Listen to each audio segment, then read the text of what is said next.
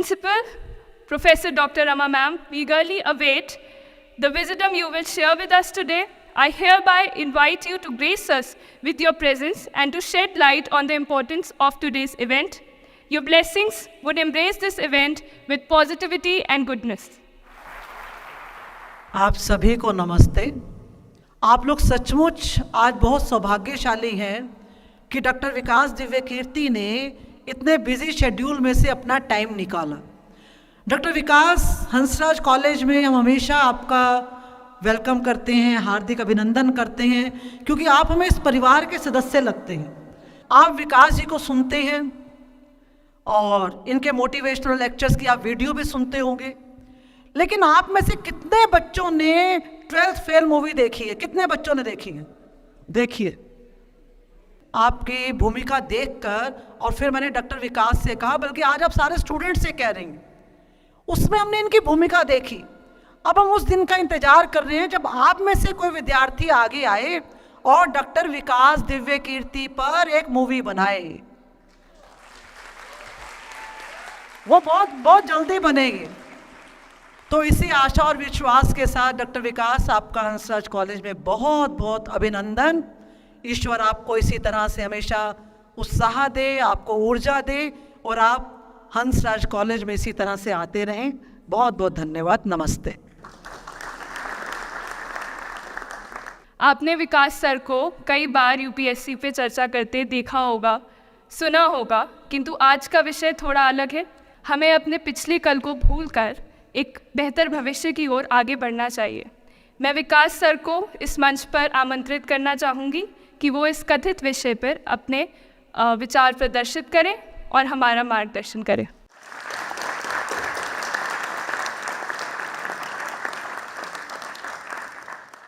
आप सभी को नमस्कार। सबसे पहले मैं अपनी वरिष्ठ साथी रमा जी को धन्यवाद करूंगा। जब मैं विद्यार्थी था तो इस कॉलेज में अक्सर आता था, तब वो यहाँ नई नई प्राध्यापिका बनी थी। मैं डिबेटिंग कंपटीशन के लिए आता था, वो जज होती थी। इनसे प्राइज़ देना बहुत मुश्किल था, लेकिन हमने हार मानी नहीं और एक आध बार प्राइज़ जीत भी लिया उनके हाथों से। अब वो हमारी वरिष्ठ साथी हैं। करीब 30 साल से हम लोग परिचित हैं। मतलब मैं तो परिचित हूँ, वो तो ध्यान नहीं रखती होंगी, लेकिन मैं तो शुरू से ही ध्यान रखता हूँ। दूसरा शुक्रिया इस उड़ान सोसाइटी का।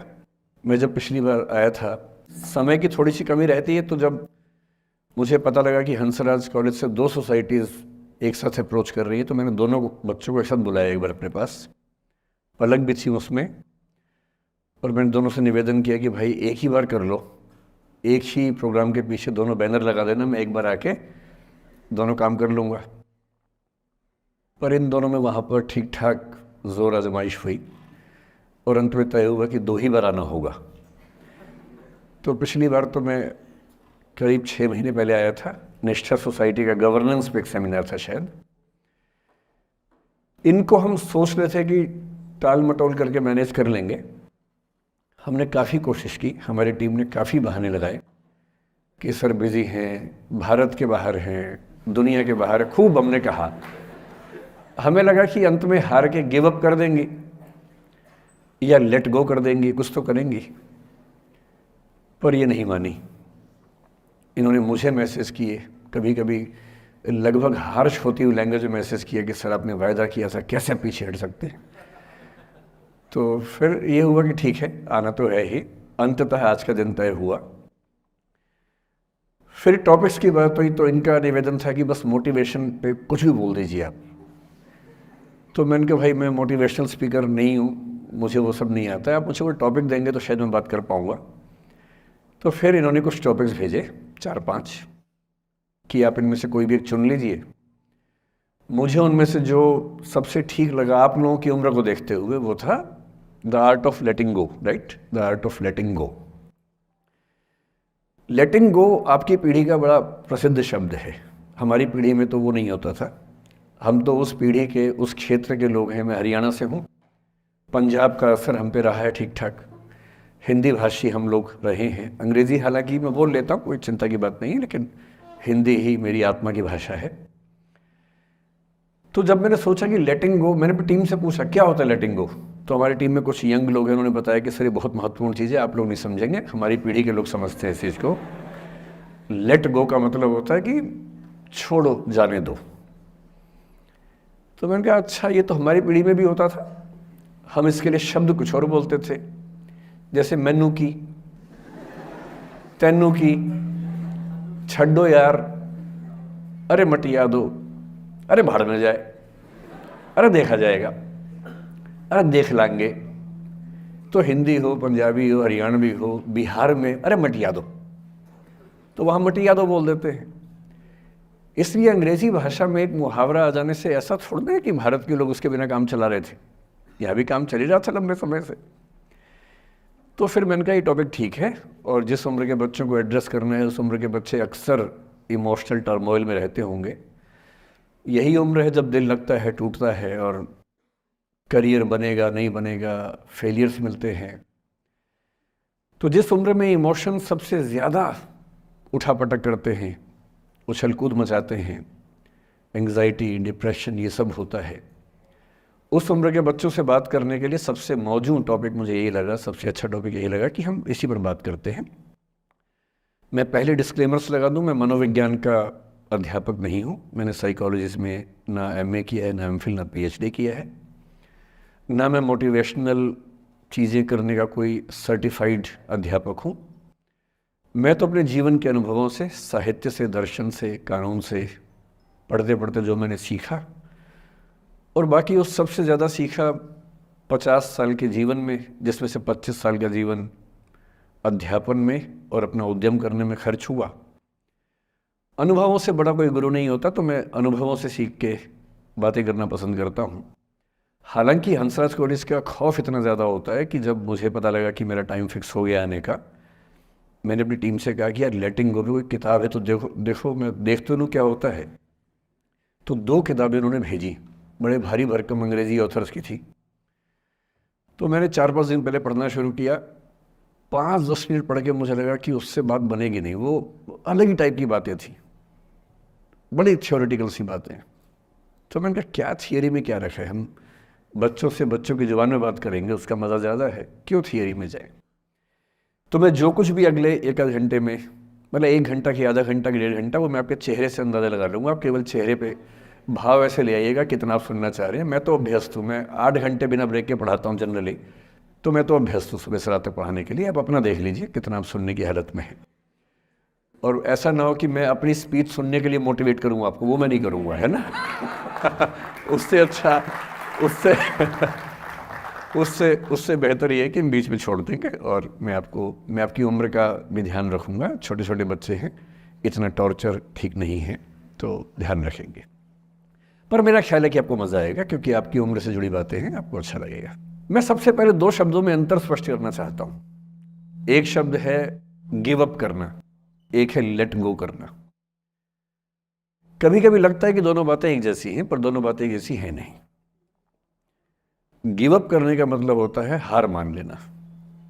मसलन आप कुछ कोशिश कर रहे हैं, जैसे मैं इसी एग्जांपल से बात करता हूँ। पलक ने कोशिश की कि मैं यहाँ पर आ जाऊँ, कोशिश की, और मैं ये नहीं कहना चाह रहा कि मैं बहुत व्यस्त आदमी हूँ, लेकिन हाँ व्यस्तताएं रहती हैं।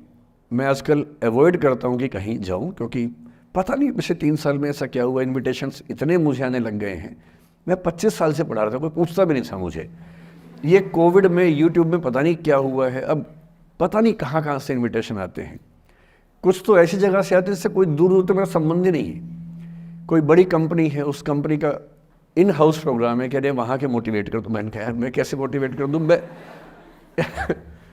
तो फिर अब हमने पॉलिसी बनाई है कि जितना कम हो सके उतना कम जाएं। रमा जी का आदेश तो मेरे सर माथे पर है, मेरी सीनियर है, मैं उनको मना नहीं कर सकता हूँ, लेकिन जनरली मैं कोशिश करता हूँ कि ना जाऊँ। अच्छा, मना करना ख़राब लगता है, तो हम क्या करते हैं कि धैर्य की परीक्षा लेते हैं। जैसे इनके लिए हमने सिंपल पॉलिसी है कि जब कोई बच्चा कहे आने के लिए, उसको बोलो कि सर 3 महीने फ्री नहीं है, 6 महीने फ्री नहीं है, 1 साल चंद्रमा पर गए हुए हैं, कुछ ऐसा वैसा बोल के टालो, किसी का दिल भी ना दुखे और मैं भी अपना समय बचा लूँ। तो हमने इनको बहुत परेशान किया। 3 बार 4, मतलब किया तो मेरी टीम के मेंबर ने, पर मेरे निर्देश पे किया, तो आप उनको मत कुछ कहिएगा, मैंने कहा था। तो 3 बार 4 बार 5 बार टाला, नहीं हो पाएगा, कोशिश करेंगे, अच्छा देखते हैं, नहीं हो पा रहा है, ऐसे करके। अब इनके सामने 2 ऑप्शंस थे। एक ऑप्शन ये था कि हार मान लेती और अंत में बोलती कि चलिए कोई बात नहीं, दुख हो रहा है हमें, ये होता है गिव अप करना। एक दूसरा चांस भी होता है, दूसरा स्टैंड भी होता है कि कोई चीज़ आप हासिल करना चाह रहे हैं, आपको नहीं मिल रही। मसलन ये मुझे बुलाना चाह रही है, मैं नहीं आ रहा, मैं बिना बात के भाव खा रहा हूँ, नहीं आ रहा हूँ। और एक समय के बाद ये इस मूड में आ जाती कि भाड़ में जाओ,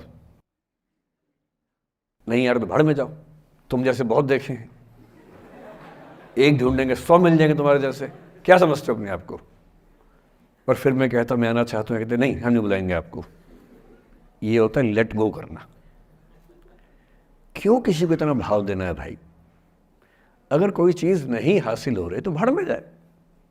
क्यों किसी के लिए फ्रस्ट्रेशन झेलनी है, क्यों परेशान होना है? गिव अप करने में और लेट गो करने में इतना ही अंतर है कि आपने हार मान ली या आपने जेहन से निकाल दिया, दिमाग से ही निकाल दिया। किसी चीज़ को दिमाग से निकाल देना लेट गो करना है। किसी चीज़ के लिए कोशिश करते करते हार मान लेना और उस हार की फ्रस्ट्रेशन के साथ जीना गिव अप करना है। मुझे खुशी है कि आपकी मोटिवेशनल सोसाइटी के मेंबर्स कम से कम गिव अप नहीं करते। अच्छा वो लेट गो भी नहीं किया मुझे, वरना मेरा सम्मान बच गया। और ये अच्छा है कि इसी विषय पर हम बात करना चाह रहे हैं। मैंने इस बीच में ये भी सीखा कि आपकी उम्र के बच्चों को कुछ भी बताने का सबसे अच्छा तरीका है कहानियाँ सुनाना। और आपकी उम्र की बात नहीं है, लिंक्डइन पर आप भी शायद होंगे, मैं भी वहाँ पर हूँ, जो प्रोफेशनल्स का प्लेटफॉर्म सबसे अच्छा माना जाता है। मैंने देखा कि आजकल जो बड़ी बड़ी कंपनियों के सीईओ हैं या सीएक्सओस कहते हैं, सीएफओ है, सीटीओ है या सीएचआरओ है, जो चीफ ऑफिसर्स होते हैं किसी कंपनी के, उनके लिए स्पेशल कोर्सेज चलते हैं स्टोरी टेलिंग के। और उसमें मान लिया गया है कि अगर आप किसी कंपनी के सीईओ बनना चाहते हैं तो बेसिकली जो स्किल आपको आनी चाहिए वो स्टोरी टेलिंग की आनी चाहिए। आप कहानी सुना सकते हो। मैं सच्ची कहानियाँ सुनाना पसंद करता हूँ, झूठ बोलने से बचता हूँ। मैं आपको 3-4 छोटी छोटी कहानियाँ सुना रहा हूँ। ये सारी कहानियाँ सच्ची हैं, 1% सच्ची हैं, पर मैं किसी का नाम नहीं लूँगा। जिनकी कहानी है उनका नाम नहीं लूँगा, उनकी प्राइवेसी का मामला है। पर हाँ, सच्ची कहानियाँ हैं। अच्छी बात है कि इन कहानियों के किरदार हम लोग नहीं बने, ईश्वर करे हम कभी ना बने, लेकिन कहानियाँ सच्ची हैं। जब मैं दिल्ली आया था 1990 में, मैं हरियाणा के एक शहर से, भिवानी से दिल्ली आया था पढ़ने के लिए। मेरे ड्रीम कॉलेज में हंसराज भी एक था, पर मेरा संयुक्त से मेरा एडमिशन जाकिर हुसैन में हुआ। मेरे अंक ठीक थे, यहाँ हो सकता था, पर मैं तो नई दिल्ली स्टेशन पे उतरा, बाहर निकला, पता लगा वहीं एक कॉलेज है, वहीं एडमिशन ले लिया मैंने। तो लोगों ने कहा कि यार कैंपस बड़ा अच्छा होता है। मैंने कहा क्या फ़र्क पड़ता है, कॉलेज कॉलेज होता है, छड्डो, यही छड्डो में सिखाने आया हूँ आप लोगों को। ठीक है, स्टेशन से निकले वहीं कॉलेज है, मैंने घर जाना होगा तो आराम से कॉलेज से निकल जाएंगे, क्या रखा है कैंपस में। पर मेरा एक दोस्त जो मेरे साथ ही आया था उसी शहर से, उसने एडमिशन हंसराज कॉलेज में लिया। मैं और वो स्कूल के डिबेटर्स थे। डिबेटिंग में हम लोग स्कूल टाइम से काफ़ी एक्टिव थे। डीयू में आए तो यहाँ भी एक्टिव रहे। डीयू में मैंने करीब 5 साल डिबेटिंग की और मेरा ख्याल है कि लगभग 300-400 डिबेट्स मैंने जीती होंगी डीयू में, कुछ हरी भी होंगी, लेकिन मैंने खूब डिबेट, वो मेरा दरअसल दाना पानी था, रोजी रोटी मेरी वही थी कॉलेज के दिनों में। घर से पैसे मैं लेता नहीं था, मिलते भी नहीं थे, देना क्या था, मतलब ऐसी स्थिति भी नहीं थी उस समय मेरे घर में कि मिल सके। तो डिबेटिंग मेरा रोज़गार था, एम्प्लॉयमेंट था, मेरा उससे काम चल जाता था आराम से। उसका भी चल जाता था, वो हंसराज से था, मैं जाकिर हुसैन से था। हम खूब डिबेट्स में मिलते थे। अक्सर ट्रॉफी या तो हम जीते थे या वो जीतता था, कोई भी जीते रूम पे ही आती थी क्योंकि हम रूममेट्स थे, एक साथ ही रहते थे। वो मुझसे योग्यताओं के मामले में 21 था, बल्कि अगर वो 21 था तो मैं 15 ही रहा हूँगा या 12 रहा हूँगा, 22 या 21 तो नहीं रहा हूँगा। मुझसे बेहतर था योग्यताओं में, बड़ा अच्छा व्यक्ति था। ग्रेजुएशन के बाद मैंने एमए हिंदी साहित्य में एडमिशन लिया, जबकि बीए ऑनर्स हिस्ट्री में किया था मैंने। उसने तय किया कि वो कुछ और करेगा, प्रोफेशनल कोर्स करेगा, नौकरी करेगा। तो वो चला गया दिल्ली से, मैं दिल्ली में रहा। फिर मैं एमए के बाद तैयारी करने लगा यूपीएससी की। तब तक मैं यूजीसी जेआरएफ कर चुका था। पहला अटेम्प्ट दिया, प्रीलिम्स हो गया। मेंस मेरा 96 के मेंस की बात कर रहा हूँ, मेंस शुरू होने वाला था, 2 दिन रह गए थे। करीब 10 दिन पहले वो मेरे पास आया हुआ था दिल्ली में, मिलजुल के अच्छे से बात करके गया था। उन दिनों उसका एक प्रेम संबंध कहीं हमारी ही एक मित्र के साथ चल रहा था। हम सब दोस्त थे, तो उनमें से 2 लोगों का आपस में का अफेयर था। मुझे नहीं पता क्या हुआ, लेकिन मेरे मेन एग्ज़ाम से 2 दिन पहले रात को 12 बजे एक फ़ोन आया और ये बताया गया कि मेरे दोस्त ने फंदा लगा के अपनी जीवन लीला समाप्त कर ली है। वो दिल्ली से दूर था कहीं, और जिस व्यक्ति के बारे में मेरी राय ये थी कि उतना जीवट वाला व्यक्ति कोई हो नहीं सकता, जो ज़िंदगी से हार सकता ही नहीं, जिसके होने से कई लोग हमेशा जीता हुआ महसूस करते हैं, वो चुपचाप एक बंद कमरे में ज़िंदगी से हार गया। मैं आज तक नहीं समझ पाया कि ऐसा कैसे हुआ। बाद में टटोला, उसके पेरेंट्स से बात हुई, भाई से बात हुई। उन्होंने उसकी याद में एक सोशल वर्क शुरू किया ताकि किसी और बच्चे को ऐसा न करना पड़े। तो जो हल्का हल्का अनुमान हुआ वो ये कि शायद कुछ ऐसा था रिलेशनशिप में जो नहीं संभल पाया था, और रिश्ता टूट ना जाए इसका दबाव बहुत ज़्यादा था, और वो दबाव झेल नहीं पाया। इस उम्र में ऐसा फेज़ आता है, कई बार आता है। ये एक कहानी है, हंसराज कॉलेज से ही जुड़ी है, इसलिए मैंने सोचा कि वहीं से बात शुरू करूँ। नाम जैसा कि मैंने कहा मैं नहीं बताऊंगा, तो नाम बताने का मतलब भी नहीं। और वो जिसकी मैं कहानी सुना रहा हूँ आप लोगों के जन्म से पहले की बात है। आप तो सब 21वीं सदी वाले बच्चे होंगे ना, जेन ज़ी होंगे आप सब लोग, तो ये तो बहुत पुरानी बात है। एक दूसरी कहानी सुनाता हूँ। मैं आपको 2-3 कहानियाँ सुनाऊंगा, फिर उन सबका सार निकाल लेंगे एक साथ हम लोग। दूसरी कहानी ये है कि जब मेरा सिलेक्शन हो गया 97 में, मतलब 96 अटेम्प्ट में पहली बार में मेरा सिलेक्शन हो गया था, मैं एक्सटेंशन लेके तैयारी कर रहा था, और डीयू में मैं पढ़ा भी रहा था उस समय। तब मैं शायद डीएवी कॉलेज में था या अग्रसेन, मैं 2 जगह पढ़ाया डीयू में, तो उनमें से किसी कॉलेज में पढ़ा रहा था उस समय में। तो उस समय एक लाइब्रेरी है कैंपस में ही, सेंट्रल रेफरेंस लाइब्रेरी, आप जानते होंगे, CRL बोलते हैं, जो विवेकानंद जी की स्टैच्यू है उसके सामने ही वो लाइब्रेरी है। उस लाइब्रेरी में नीचे सब बैठ के पढ़ते हैं, और टॉप फ्लोर पे रिसर्च फ्लोर है जहाँ MPhil PhD वाले बच्चे पढ़ते हैं। मैं उस समय शायद PhD कर रहा था या MPhil खत्म हुई थी, वहीं बैठता था, पढ़ता था रोज़। कई दोस्त पढ़ते थे हम लोग वहाँ। हम सुबह 8 बजे लाइब्रेरी खुलते ही वहाँ घुसते थे, रात को 1 बजे निकलते थे लाइब्रेरी बंद होने के समय। तो वहाँ एक छत थी, छत पे छोटी सी कैंटीन थी जहाँ हम लोग जब बोर होते थे दिन में 3-4 बार जाके चाय पीते थे। चाय पी ली, बिस्किट खा लिया, थोड़ी गप्पे मार ली, वो सब वहाँ करते थे। तो वहाँ मेरे बहुत सारे दोस्त थे, उनमें से कई लोग अब बहुत सीनियर सिविल सर्वेंट्स हैं, कुछ लोग प्रोफेसर्स हैं डीयू में। 2 बच्चे थे मुझसे जूनियर, 3-4 साल जूनियर थे, बड़े प्यारे बच्चे थे। मुझे उस समय तक पढ़ाई लिखाई का शौक अच्छा खासा हो गया था, तो वो रोज़ मेरे साथ बैठते थे केवल बात करने के लिए। किसी मुद्दे पर बहस करनी है तो बहस होती थी, समझते थे। फिर मुझे पता लगा कि वो दोनों रिलेशनशिप में हैं, रिश्ते में हैं, दोनों ने शादी भी कर ली। उनकी योजना डीयू में पढ़ाने की थी या सिविल सर्विस की भी थी, शायद पता नहीं। मेरा इंटरेक्शन बहुत ज़्यादा उसके बाद रहा नहीं उनसे, क्योंकि मैं सर्विस में चला गया था।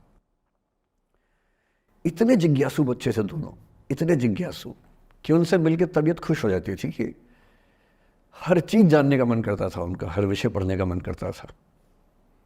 एकदम जीवन से भरे हुए बच्चे, आंखों में चमक ऐसे। फिर दोनों की शादी हुई तो मैं शादी में जा नहीं पाया, क्योंकि मेरा रिश्ता सिर्फ लाइब्रेरी में 1 घंटा गप मारने वाला था, उससे ज़्यादा था नहीं रिश्ता उनके साथ। फिर सुनता रहता था कि मैं सब बढ़िया चल रहा है, पढ़ाई कर रहे हैं, तैयारी कर रहे हैं। इंटरकास्ट मैरिज की उन लोगों ने, खूब हंगामा हुआ, दोनों घर में तलवारें खींच गई, किसी तरह से तलवारें संभाली गई, मैनेज हुआ, दोनों साथ रहने लगे। और फिर 3-4 साल के बाद एक दिन मैंने खबर सुनी कि उस बच्ची ने फंदा लगा के जीवन लीला समाप्त कर ली। ये बात भी दिल्ली विश्वविद्यालय की है। उस दौर के सब लोग इस कहानी को जानते हैं। मेरे ख्याल से ये दोनों कहानी आपकी प्रिंसिपल मैडम जानती होंगी, नहीं ध्यान कर पाएंगे तो मैं उनको जैसे नाम बोलूँगा अकेले में वो तुरंत समझ जाएंगे मैं किसकी बात कर रहा हूँ। मैं आज तक नहीं समझ पाया कि ऐसा क्या हुआ होगा।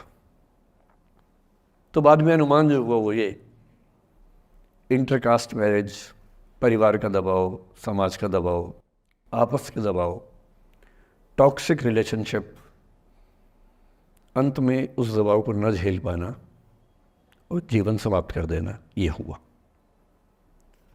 ये 2 घटनाएं हैं। एक तीसरी घटना ये है कि दिल्ली में आज से 25 साल पहले घटना घटी। आप लोग तब बस पैदा हुए होंगे, घुटनों में चल रहे होंगे, या उससे 5-7 साल पहले की बात रही होगी।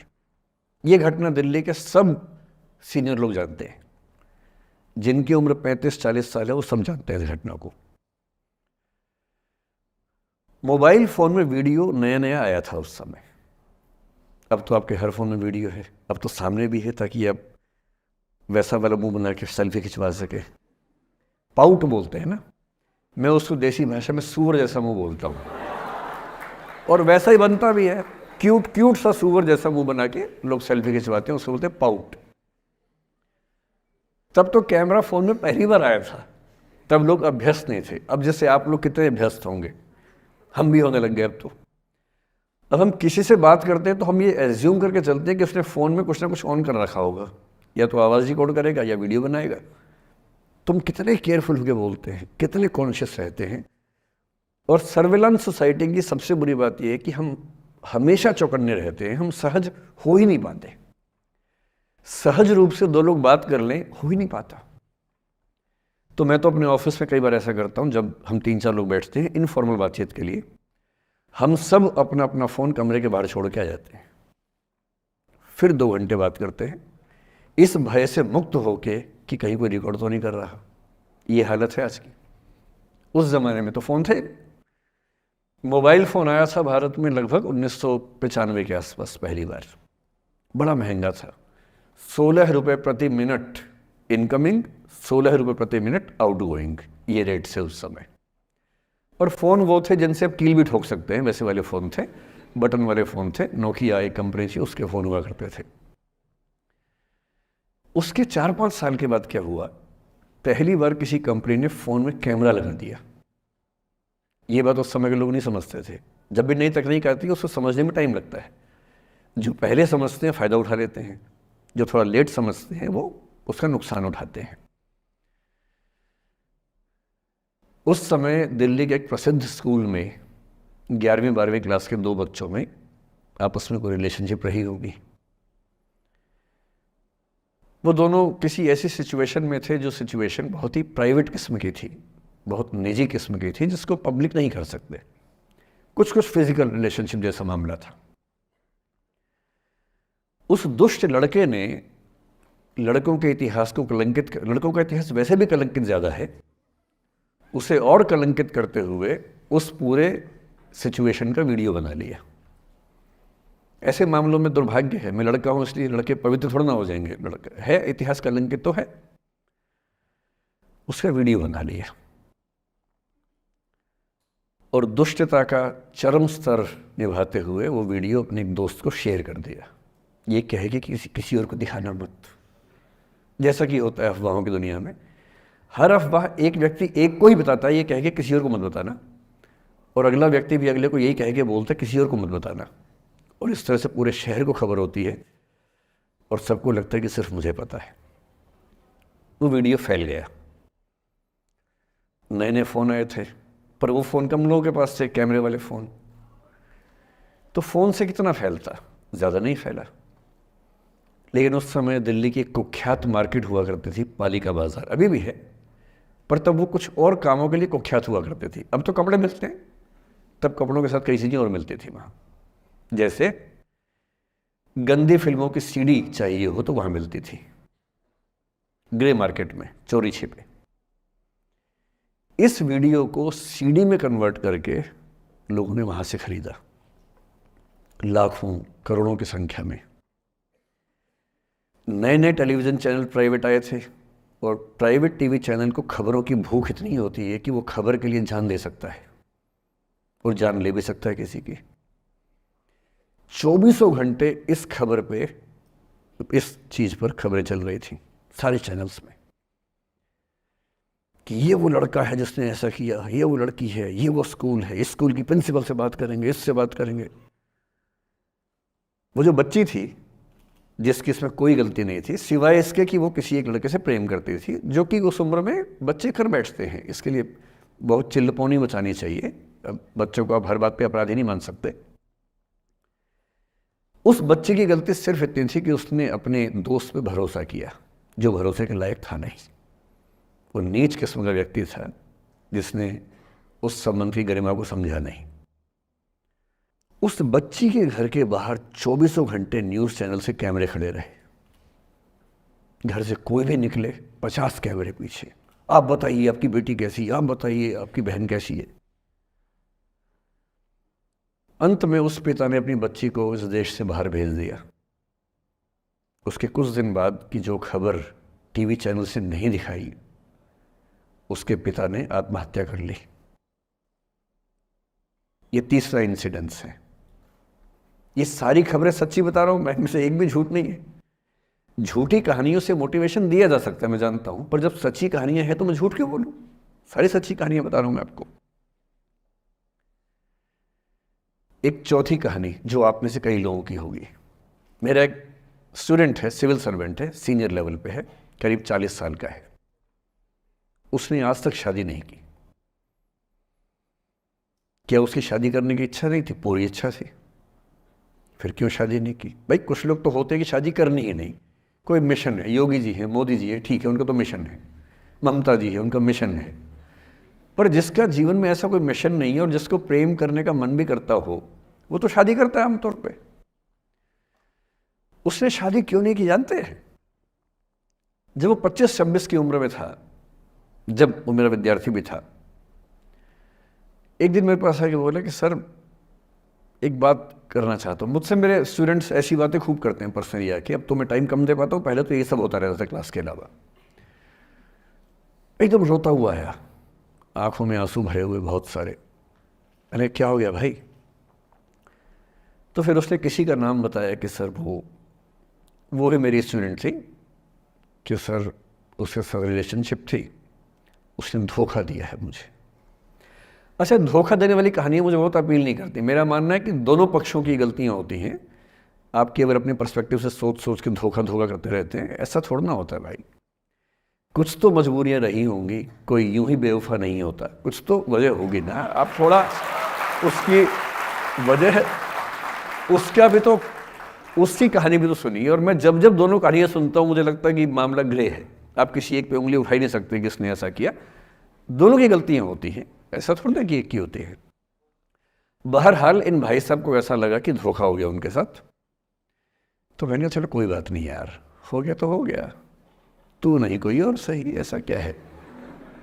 इतनी बड़ी दुनिया है, 8 अरब की आबादी अब है, उस समय भी 6-7 अरब तो थी। मैंने कहा 3.5 अरब 350 करोड़ में कोई तो होगी तुम्हारे लिए, ऐसा क्या है, कोई और देखेंगे। पर वो थोड़ा ज़्यादा सेंटिमेंटल था उस समय। धीरे धीरे पता नहीं उसके मन में क्या बैठ गया, उसके मन में ये बैठा कि दुनिया की सारी लड़कियां धोखेबाज होती हैं। ऐसे मूर्खों की कमी नहीं है दुनिया में, ऐसे बहुत मूर्ख हैं। दर्शन की दुनिया में इसे अवैध सामान्यीकरण कहते हैं, इलिसिट जनरलाइजेशन। इसका मतलब बहुत छोटे सैंपल के बेस पे ये समझ लेना कि ये थियरी पूरे ब्रह्मांड पर लागू होती है। एक लड़की ने धोखा दिया, मान लीजिए धोखा दिया, धोखा इसने दिया कि उसने दिया कि किसी ने दिया, जो भी कहानी हो, एक सैंपल से ये मान लेना कि सब ऐसे होते हैं। और उसके बाद से उसने कम से कम 10 बार कोशिश की, 10 लोगों से मिला, बातचीत की शादी के लिए। डेटिंग तो क्या करेगा 40 की उम्र में, लेकिन हाँ बातचीत करके देखा कि शायद रुचियाँ मिल जाएं, स्वभाव मिल जाए तो शादी के बारे में सोचें। हर बार 3-4-5 मीटिंग के बाद वापस हट जाता है। अब तो मैंने पूछना बंद कर दिया है। जब तक मैं पूछता था, बोलता था कि सर 3-4 मीटिंग के बाद लगता है कि ये भी वैसी ही है। मैंने कहा भूल जाओ भाई, उससे भूल जाओ, बात खत्म हो गई। उसके बच्चे घूम रहे हैं आजकल स्कूल में, अब तुम कम से कम शादी तो कर लो। वो भाई साहब आज तक अकेले हैं और अब तो बाज़ार में मूल्य भी कम हो गया उनका, अब विकल्प भी ज़्यादा नहीं मिलते हैं। अब जो विकल्प मिल रहे हैं वहाँ उसकी रुचि और कम हो गई है। तो पूरी संभावना है कि वो जीवन अकेले ही गुजरेगा अब उसका। एक अंतिम एग्जाम्पल देके फिर मैं निष्कर्ष की तरफ बढ़ूंगा। मैं एक आईएएस ऑफिसर को जानता हूँ, 2 आईपीएस को जानता हूँ, बहुत योग्य लोग, देश के सबसे अच्छे संस्थाओं से पढ़े हुए लोग, प्रॉपर आईएएस प्रॉपर आईपीएस में नौकरी करने वाले लोग, और इन तीनों ने अपना जीवन समाप्त कर लिया नौकरी में रहते हुए। क्यों?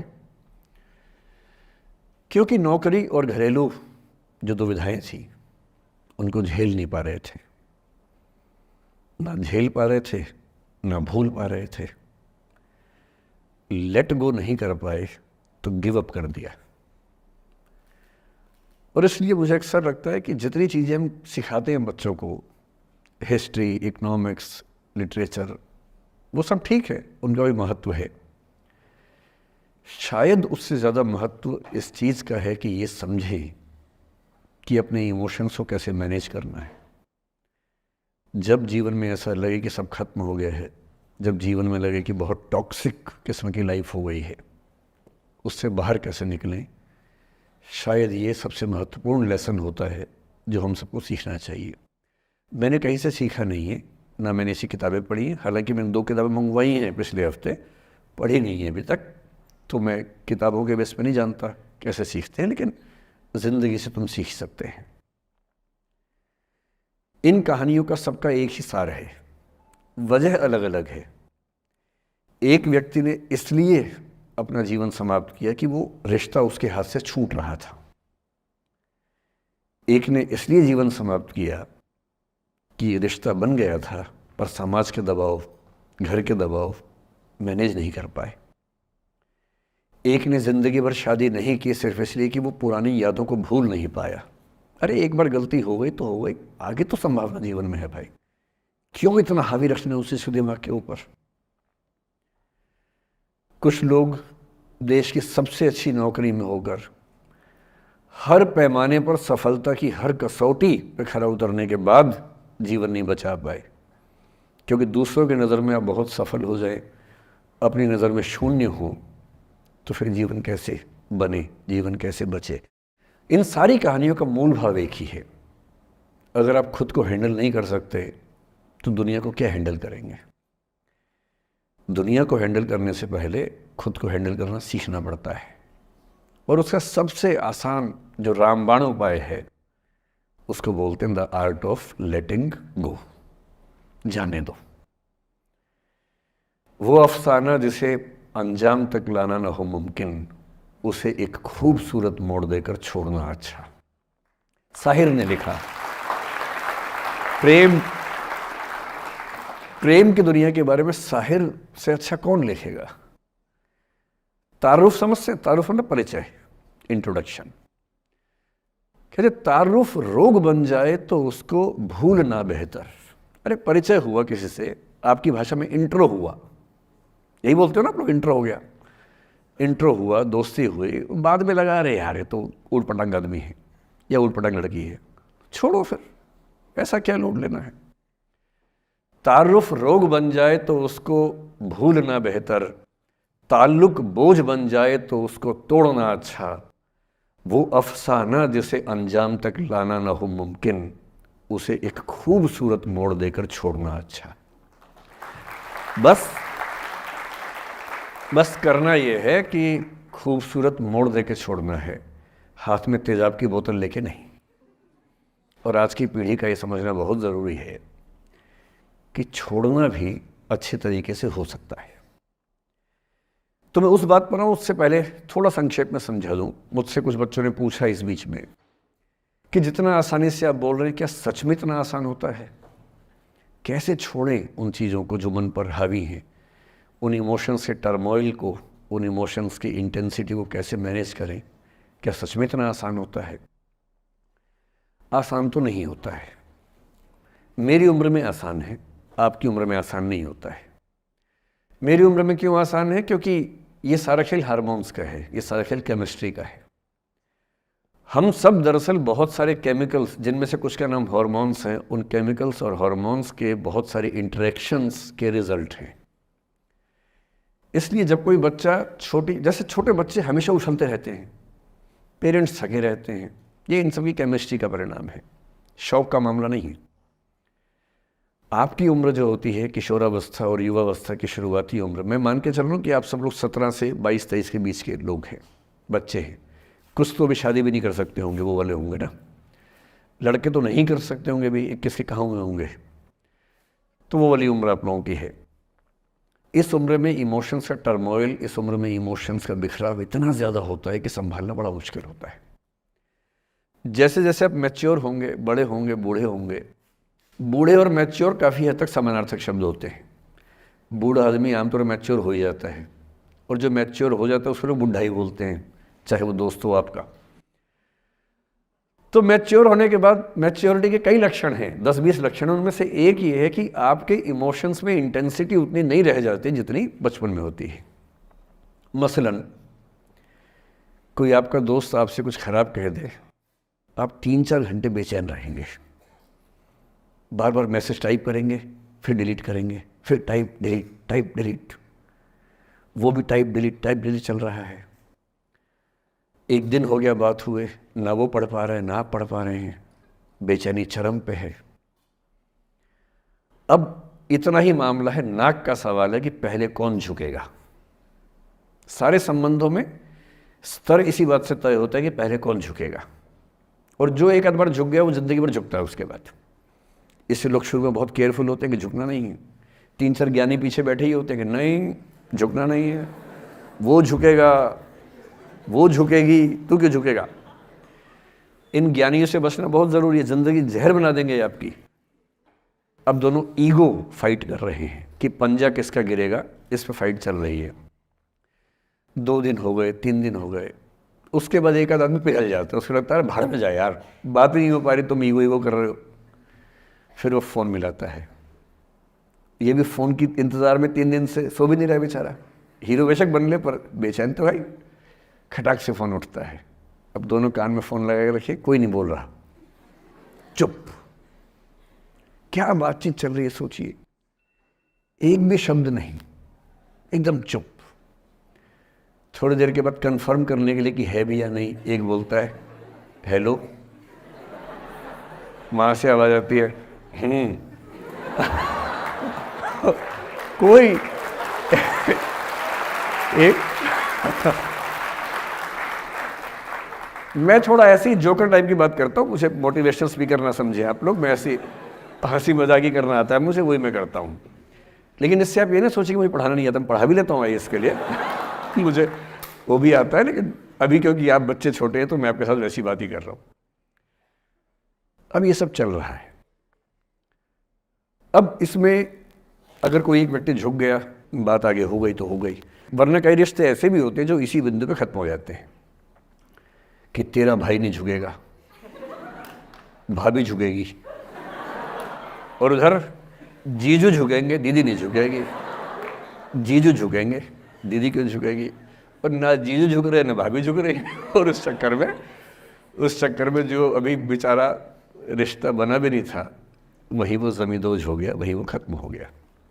पर ठीक है, हो गया तो हो गया, भाड़ में जाए, ऐसा क्या है, डर किस बात का है इसमें। लेकिन मैं फिर भी आपसे कहूँगा, मेरी उम्र में क्या होता है, जैसे मुझे कोई फ़ोन करे कि मैं आपसे बहुत नाराज़ हूँ, तो मैं कहता हूँ अच्छा ठीक है, कल बात करेंगे। नहीं, मैं आपसे बहुत नाराज़ हूँ, मेरा दिल टूट गया है। मैं कहता हूँ देखो मुझे नींद आ रही है अभी, let me sleep, we will talk tomorrow. You just do one thing, write down all the points and we will discuss in the morning. When I come to office, you come to my cabin and we will discuss. Don't worry, I'll find out the solution for you. कह रहे हैं आप कैसी बात कर रहे हैं, मैं ना सो पा रहा हूँ ना जाग पा रहा हूँ. तो मैंने कहा दैट इज योर प्रॉब्लम. मैं तो सो भी रहा हूँ जाके, ये तो कोई दिक्कत नहीं हुई भाई. तो मैं तो ऐसा हो चुका हूँ कि दुनिया में कुछ भी हो जाए मुझे टाइम पे नींद आ जाती है. कुछ भी हो जाए, मतलब एक आध, अब जैसे मेरी माता जी की मृत्यु हुई तो मुझे नींद नहीं आई कुछ दिनों तक. ठीक बात है, नहीं आनी चाहिए उस समय. तब भी आ गई तो फिर इंसान और पत्थर में क्या अंतर बचा? सीधी सी बात है. But keeping aside those rare instances, कोई कुछ भी कर ले हमें तो बढ़िया नींद आती है. और मैं ये कहना चाह रहा हूँ, मैंने ये सीखा है अपने पिताजी से, और सीख सकते हैं इसको. ये केवल तुक्के की बात नहीं है, सीख सकते हैं. मेरे जो पेरेंट्स हैं, पिताजी और माँ, वो एक अनूठा कॉम्बिनेशन है. अच्छा, किसी शादीशुदा जोड़े से अकेले में बात करके देखिए, जब वो कंफर्टेबल हो आपके साथ, आप उनको बोलिए कि मुझ में और मेरी पत्नी में, या मुझ में और मेरे पति में ज़्यादा चीज़ें मैच नहीं होती हैं. सीरियस होकर बोलना, मजाक के मूड में नहीं. सीरियस मुंह बना के बोलिए, थोड़ा भरोसे में लेके. दुनिया का हर जोड़ा आपसे बोलेगा आप में तो फिर भी कुछ मैच होता है, हम में तो कुछ मैच नहीं होता. एक भी मैच, सारे जोड़े ऐसे ही चल रहे हैं. सबको लगता है कि उसका घर बढ़िया चल रहा है, मेरा ही ठीक नहीं चल रहा, क्योंकि उसका घर आपने फेसबुक पे देखा है, अच्छी अच्छी फोटो देखी हैं. 24 घंटे में से जो 2 अच्छे मिनट आए थे, उसमें ली गई 25 फोटो में से बेस्ट फोटो फेसबुक पे आई थी. और अपने घर में आप बाकी 24 घंटे में से 2 मिनट छोड़ के बाकी देख रहे हैं. तो दूसरे का घर हमेशा अच्छा लगता है कि यार लाइफ हो तो उनके जैसी हो. तो हमारे माता पिता भी स्वभाव उनका भी थोड़ा अलग रहा, सबका है, हमारा भी है. तो मेरे पिताजी हैं मस्त मौला आदमी, जैसे कबीरदास थे, एकदम फक्कड़ मस्त मौला आदमी. भाड़ में जाए दुनिया, उस मूड में रहते हैं. नुकसान हो जाए भाड़ में जाए. गीता का सार उन्होंने अपने मन में बिठा लिया है. उनका बड़े से बड़ा नुकसान हो जाता है तो क्या बोलते हैं, हमारा क्या था जो लाए थे, जो लिया यहीं से लिया, जो दिया यहीं दिया, साथ लेके क्या जाना है. बात खत्म, कोई टेंशन ही नहीं उनको. और बाकी सब लोग टेंशन में कि अब क्या करें, ये हो गया वो हो गया, कैसे मैनेज करें. मेरी माँ को तनाव हो जाता था, और जब पिताजी ऐसे हो तो माँ को तनाव होगा, सीधी सी बात है. अगर माँ वैसी होती पिताजी तनाव में रहते हैं, तो सामान्य बात है. जब घर में एक व्यक्ति मस्त मौला हो तो बाकी लोग तनाव तो फिर बांटेंगे ना आपस में. वो बड़ा तनाव में रहती थी. उनको घर की चिंता, बच्चों की चिंता बहुत सताती थी. पिताजी भी चिंतित थे बच्चों को लेकर, जैसे कोई पिता होता है, पर उनकी नेचर थी कि ठीक है देख लेंगे जो होगा, अरे देख लेंगे, अरे भाड़ में जाओ. उस मूड में रहते हैं, आज भी रहते हैं. मेरी माँ 73 की उम्र से कुछ महीने पहले चल बसी, उनका जीवन समाप्त हुआ. मतलब मुझे नहीं पता कि जीवन क्यों समाप्त होता है, क्योंकि बड़े बूढ़े कहते हैं कि हर व्यक्ति के सांस का इतिहास है, सांसें लिखी हुई हैं ईश्वर ने, उतनी सांसें मिलेगी. मुझे बहुत भरोसा इस बात में है नहीं, क्योंकि भगवान ऐसा क्यों करेगा कि जापान में सांसें ज़्यादा लिखेगा और अफ्रीका में कम लिखेगा. भगवान ऐसा क्यों करेगा? और अगर सांसें पहले से लिखी हुई हैं तो हमारी जीवन प्रत्याशा क्यों बढ़ती जा रही है? अगर सांसें पहले से फिक्स हैं तो आज़ादी के समय से लेकर आज के 70 साल में जीवन प्रत्याशा लगभग 2.5-3 गुना बढ़ गई. और हम ये भी कहते हैं कि लोग खराब हैं. अगर लोग बुरे हैं तो जीवन छोटा होना चाहिए कर्मों के हिसाब से. लोग खराब हैं और जीवन बड़ा होता जा रहा है. तो मुझे उन मान्यताओं में बहुत भरोसा है नहीं कि सांसें लिखी हुई हैं. अगर सांसें लिखी होती तो मनुष्य की औसत आयु 25 साल से ऊपर नहीं होनी चाहिए थी, 25-30 मैक्सिमम. और हम 70-80 साल धूमधाम से जी रहे हैं, जिसका मतलब है कि ये भगवान से ज़्यादा इंसान ने लिखा है, मेडिकल साइंस ने लिखा है, वैज्ञानिकों ने लिखा है. और मैं ऐसा व्यक्ति हूँ, मैं बहुत धार्मिक व्यक्ति हूँ नहीं, और मैं इसको छिपाता भी नहीं हूँ. मैं बहुत छिप छिप के बहुत जी लिया. अब मैंने ठान लिया कि मैं जैसा हूँ वैसा रहूँगा. ना मुझे किसी पार्टी से मतलब है, ना किसी विचारधारा से मतलब है. मैं विचार वाला आदमी हूँ, धारा वाला नहीं हूँ. जिसको धारा में बहना है बहे. हम तो अकेले चलेंगे, विचार के साथ चलेंगे. जो ठीक लगता है वो बोलेंगे और वैसे ही रहेंगे. हाँ, गलत बोलने से बचता हूँ, किसी के बारे में गलत बोलना मुझे अच्छा नहीं लगता है, लेकिन जो सही लगता है वो तो बोलूँगा ना भाई. मेरे पिताजी 81 साल के हैं, अभी 81 साल के हुए कुछ दिन पहले, और एकदम मस्त मौल आदमी है, मुझसे ज़्यादा युवा हैं। मैं 50 साल का बूढ़ा हूँ, वो 81 साल के युवा हैं। उनके चेहरे की चमक, मतलब कई ट्यूबलाइट फेल है उनके सामने, ऐसी चमक चेहरे पर रहती है। क्यों रहती है? उसकी एक वजह यह कि वो रोज़ सुबह 2-3 घंटे प्राणायाम, योग, ध्यान, बहुत कुछ करते हैं। उनका भोजन इतना संतुलित है, सप्ताह में कम से कम 1 बार, कभी कभी महीने में 4 से ज़्यादा 6-7 बार उपवास करते हैं पूरा। वो सब चीज़ें उनके अभ्यास में हैं जो मेरे अभ्यास में उतनी नहीं है। मैं भी कोशिश करता हूँ पर अभी उतना सफल नहीं हो पा रहा हूँ। पर मेरी राय में उनके इस सुंदर जीवन का सबसे बड़ा राज ये क्षमता है कि वो हर चीज़ को लेट गो कर देते हैं। तनाव उनके पास आता है तो फिसल के निकल जाता साइड से, लेते ही नहीं तनाव किसी बात का। कुछ भी हो जाता है तनाव ही नहीं लेते। और मुझे लगता है कि काश ये चीज़ मेरी माँ के स्वभाव में होती, कम से कम 10 साल उनका जीवन और ज़्यादा तो होता। और मैं अपने अनुभव से बता रहा हूँ, बहुत विश्वास से बता रहा हूँ। मैं ना सोने जागने में नियमित व्यक्ति हूँ, ना मैं बहुत कसरत करता हूँ। ठीक हूँ, मतलब बुरा भी नहीं हूँ, ठीक हूँ। मेरी उम्र के अधिकांश लोग बीपी, शुगर, बहुत बीमारियों से ग्रस्त हैं। मैं फिलहाल नहीं हूँ। क्यों नहीं हूँ? मेरे पास इसका उत्तर एक ही है, मैं लोड लेता नहीं किसी बात का, दबाव लेता नहीं, तनाव लेता नहीं। भाई अच्छा हो रहा है तो भी ठीक है। जब मैं सफल, जैसे मैं 3 साल में पिछले काफ़ी सफल हो गया, जितना मुझे नहीं होना चाहिए था, मैं तो कैसे हो गया हूँ सफल। अगर मैं सफल हो गया तो मैं इस बात का लोड भी नहीं ले रहा कि मैं सफल क्यों हो गया। अरे हो गया तो कैसे हो गया, कई लोग हो जाते हैं, हम भी हो गए, ऐसा क्या है। कल को नहीं रहूंगा मान लीजिए, ऐसा हो सकता है, कल को फेल हो जाऊं कहीं।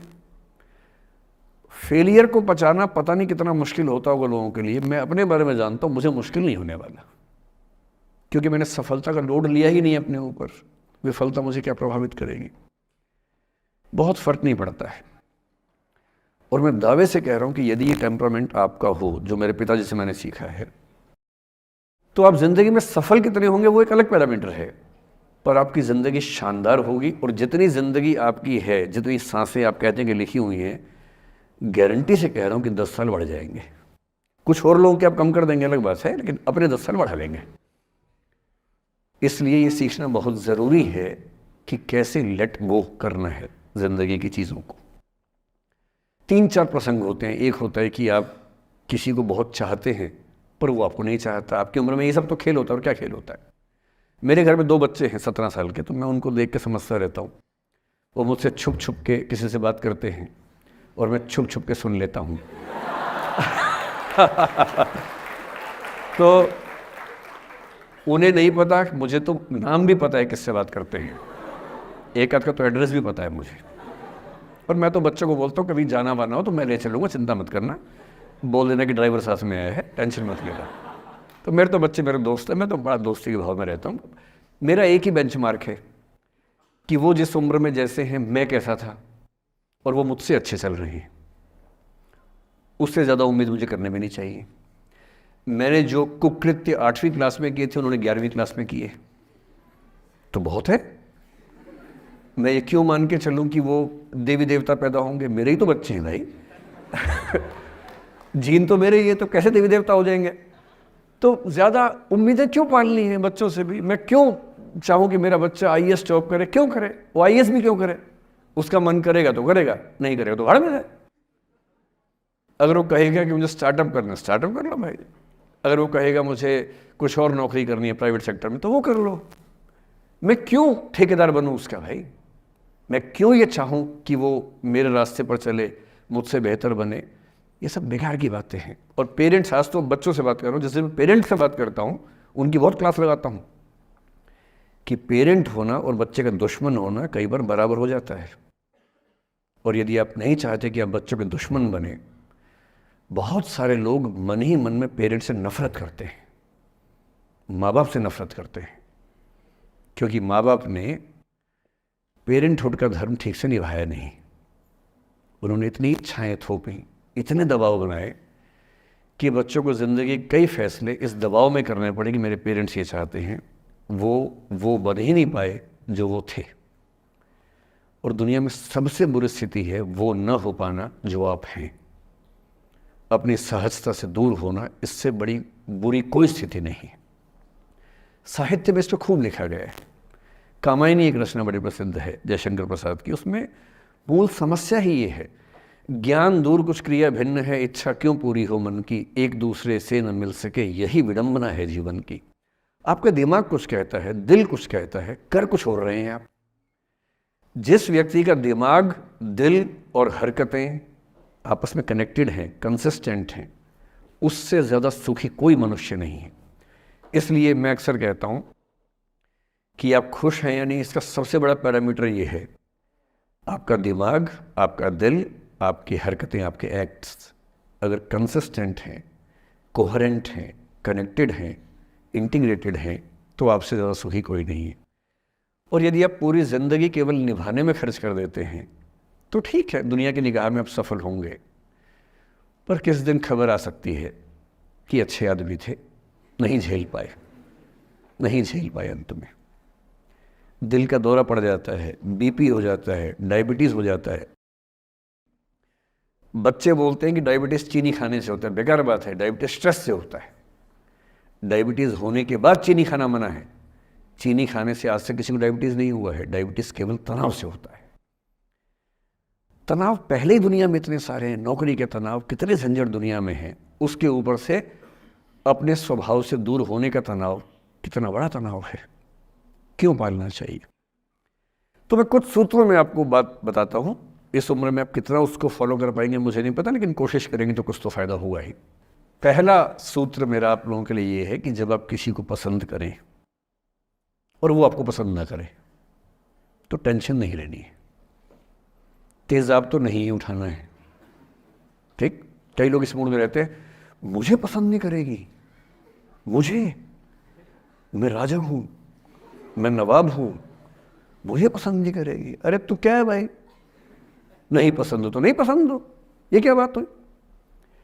सबसे पहले अपने अंदर से लोकतांत्रिक बनिए, डेमोक्रेटिक बनिए। जैसे आपको हक है किसी व्यक्ति को पसंद करने का, उसको भी हक है किसी को पसंद या नापसंद करने का। यदि कोई ऐसा व्यक्ति जिसको आप पसंद नहीं करते वो आपको प्रपोज करे तो आप उसको मना ही तो करेंगे। बस मना इज्जत से कीजिए, किसी को बेआबरू करके मत भेजिए। ये नहीं कि अच्छा तुम शीशा देखा है कभी, रुको आईना मेरी जेब में लो, ऐसे नहीं करना है। बड़े बेआबरू होकर तेरे कूचे से हम निकले, वो वाला भाव जो गालिब को आया था वो भाव नहीं आना चाहिए। अगर कोई आपको कभी प्रपोज करे, आप लोगों की उम्र है, ये सब चलता ही होगा आप लोगों के बीच में, मैं आपके टीचर से सामने बोल रहा हूँ लेकिन मैं ऐसा ही हूँ, मैं जानता हूँ कि आपकी उम्र में से होता होगा, सब जानते हैं तो होता ही होगा। कभी किसी से ये उम्मीद मत करना कि वो आपको पसंद करे ही करे। यदि कोई रिजेक्ट करे, बस हाँ रिजेक्शन थोड़ा प्यार से होना चाहिए, बदतमीजी से नहीं होना चाहिए। उसके अधिकारों का उतना ही सम्मान कर रहे हैं जितना आप अपने अधिकार का सम्मान करते हैं कि ठीक है भाई आपको मैं पसंद नहीं, कोई बात नहीं, तू नहीं कोई और सही, कोई और नहीं कोई और सही, बहुत लंबी है जमी मिलेंगे लाख हंसी, इस ज़माने में सनम तू अकेली तो नहीं। कितने लोग हैं दुनिया में, ऐसा क्या है। और मैंने बहुत प्यारे प्यारे बच्चों को देखा रोते बिलखते हुए कि मैंने उसको प्रपोज किया, उसने मुझे मना कर दिया। अंकल, छोटे छोटे बच्चे आजकल मुझे लव गुरु मानते हैं अपने आसपास, वो मेरे पास आके ऐसी ऐसी बातें बताते हैं बड़ी क्यूट तोतली आवाज़ में, मैंने उसको प्रपोज किया, उसने मुझे ऐसे वाली आवाज़ में एकदम रोते बिलखते हुए। तो मैं बोलता हूँ बधाई हो बहुत बहुत तुम्हें, कॉन्ग्रेचुलेशंस। मैंने अपनी ज़िंदगी में ऐसे 50 मामले देखे और 50 में से कम 49 मामले में जब कहीं दिल नहीं लगा, बाद में उससे बेहतर ही व्यक्ति मिला। अगर कभी ऐसा हो ना, मन ही मन में बधाई देना अपने आप को कि बच गया। हाँ बोल देता तो फंस जाती, हाँ बोल देते तो मर जाता। और मन में भाव वही रखना है, तू नहीं कोई और सही मत खा, स्ट्रेस नहीं लेना है। मैं जानता हूँ कि आपकी उम्र में आसान नहीं होता, आपको रात रात भर सपने आएंगे, बेचैनी होगी, करवटें बदलते रहे सारी रात हम, आपकी कसम, ये सब ड्रामा होता है, ये फिल्मी गीत है। मुझे गीत कविता इतना याद है कि मुझे हर बात में वही दिमाग में आता है, मैं क्या करूँ। ये होता है आपकी उम्र में, पर वो भी एक फेज़ है। अगर ये फेज़ नहीं जिया तो भी क्या जीवन जिया। कभी कभी बेचैनी भी तो होनी चाहिए, वरना ज़िंदगी में मज़ा क्या है। अगर हर चीज़ लिनियर है, हर चीज़ फॉर्मलाइज्ड है, फिर मज़ा क्या है ज़िंदगी में। ये उठापटक, ये बेचैनी, ये घबराहट, ये तनाव, संतरास भी तो होना चाहिए कभी कभी ज़िंदगी में। इससे बुरी स्थिति तब होती है जब आप किसी रिलेशनशिप में हैं और वहाँ ब्रेकअप हो जाए, ये भी होता है। देखिए, मैं आपको बड़ी खरी खोटी सुनाने के मूड में हूँ। जिस तरह का प्रेम आप लोगों की पीढ़ी में होता है, मैं ये नहीं कहता कि आपकी पीढ़ी ख़राब है, हर पीढ़ी ऐसी होती है, बस ये कि आपकी पीढ़ी को सुविधाएं ज़्यादा मिल गई हैं। हमारी पीढ़ी में ना चिट्ठी लिख के भेजनी पड़ती थी, बड़ा रिस्क होता था। चिट्ठी लिखो कागज़ पे, फिर एक डाकिया ढूंढो भरोसे का, तो भरोसे वाला कुरियर बॉय या कुरियर गर्ल जाके चिट्ठी वहीं दे के आए जहाँ हमने कहा है। ये भी डाउट कहीं किसी और को दे के आ जाए। या कबूतर से बात करो, कबूतर जा जा जा, पहले प्यार की पहली चिट्ठी साजन को दिया। कबूतर का क्या भरोसा किसको दे के आ जाए। लेकिन कितना तनाव था उस ज़माने में। आपके ज़माने में क्या है, सीधे व्हाट्सएप निकाला, खटाक से भेज दिया मैसेज, और नंबर किसी से मांग लिया 1 सेकंड में। नंबर भी नहीं देना है तो किसी कौन सी ऐप होती है, मैंने सुना कुछ और ऐप्स होती है, मेरा नंबर वाली भी होती है, इंस्टा होता है, एक और भी तो कोई होती है वो जिसमें कार्टून जैसा मुंह बन जाता है, स्नैपचैट। हाँ, स्नैपचैट पे चले गए। मैंने सुना है कि उसमें नंबर भी नहीं देना पड़ता है, ऐसा कुछ चक्कर है। वहाँ ढूंढ लिया। किसी को कुछ कन्वे करना इतना आसान दुनिया में कभी नहीं हुआ था जितना आज आसान है। इन सब के ऊपर टिंडर है, बम्बल है, पता नहीं क्या क्या है, राइट लेफ्ट करते जाना है, उसी में कहानी शुरू। पर ये कहानियाँ जितने हल्के तरीके से शुरू होती हैं, मैं दावे से कह रहा हूँ कि 100 में से 99 अट्रैक्शंस 1 से 2 महीने में ख़त्म हो जाते हैं। क्योंकि आप जिसके प्रति अट्रैक्टेड थे ना, वो तो उसका बाहर का परसोना था। जहाँ परिचय गहरा होता है, असलियत सामने आ जाती है, और जब असलियत सामने आती है झेलना बड़ा मुश्किल होता है। आपके सपने टूट जाते हैं। आप जिस छवि पे दीवाने हुए थे वो छवि तो सिर्फ छवि थी, वो तो इंसान नहीं था वैसा। 99% केसेस में मेरा ख्याल है कि अट्रैक्शन 1-2 महीने में समाप्त होता है। उसके बाद तो एक बोझ है जो आप ढो रहे हैं। कभी कभी होता है कि दोनों का ख़त्म हुआ तो बात आसान है, कभी कभी किसी एक का ख़त्म होता है, एक का नहीं होता है, वहाँ मामला मुश्किल हो जाता है। तो ऐसा हो सकता है आपके जीवन में कि दूसरा साथी आपका ये कहे कि भैया देखो, मैं तुम्हारे साथ कुछ महीने से हूँ, पर मुझे अब अच्छा नहीं लग रहा, मैं ब्रेकअप करना चाहता हूँ। मैं आपसे निवेदन करूँगा कि ये मान के मत चलना कि उसने आपको धोखा दिया है, क्योंकि बच्चे तुरंत उस मुद्रा में आते हैं, अच्छा अब मैं कुल्हाड़ी उठा लूँगी, अब मैं तेजाब उठा लूँगा, तूने मुझे धोखा दिया है, तूने मुझे चीट किया है, you are a cheat, you are a liar, you are a पता नहीं क्या क्या। पता इंग्लिश में गालियाँ बड़ी सुंदर देते हैं बच्चे। मैं ये कहना चाह रहा हूँ कि इस बात की संभावना मान के चलिए कि हो सकता है कि आपके साथ 2 महीने रहने के बाद सच में उसको ये लग जाए कि आपके साथ ट्यूनिंग ठीक नहीं है, या आपको लग जाए कि आपकी ट्यूनिंग उस व्यक्ति के साथ ठीक नहीं है। और किसी मुर्दा को अपने पास पकड़ के रखना उसका मज़ा नहीं है। आप किसी को बांध तो लेंगे, पर जब उसका दिल आपके पास है ही नहीं, दिल विहीन लाश अपने पास टिका के रखना, एक मुर्दे को बांध के रखना, इससे बेहतर है जाने दो। बांधना नहीं, बांधते वो हैं जिनमें असुरक्षा बहुत ज़्यादा होती है। उस असुरक्षा से बचने का उपाय खुद को बेहतर बनाना है। आप इतने बेहतर हों कि आपको चाहने के लिए हज़ारों लोग हों। क्यों आप इतना डिपेंडेंट होते हैं कि इस एक व्यक्ति के अलावा मेरा कोई है ही नहीं दुनिया में, ऐसा क्यों सोचना है। और ऐसे ही मामले में ये करना है वो अफसाना जिसे अंजाम तक लाना ना हो मुमकिन, उसे एक खूबसूरत मोड़ देकर छोड़ना अच्छा। और ये खूबसूरत मोड़ कैसे होगा? अगर कोई जाना चाह रहा है तो आपके पास 3 ऑप्शंस हैं।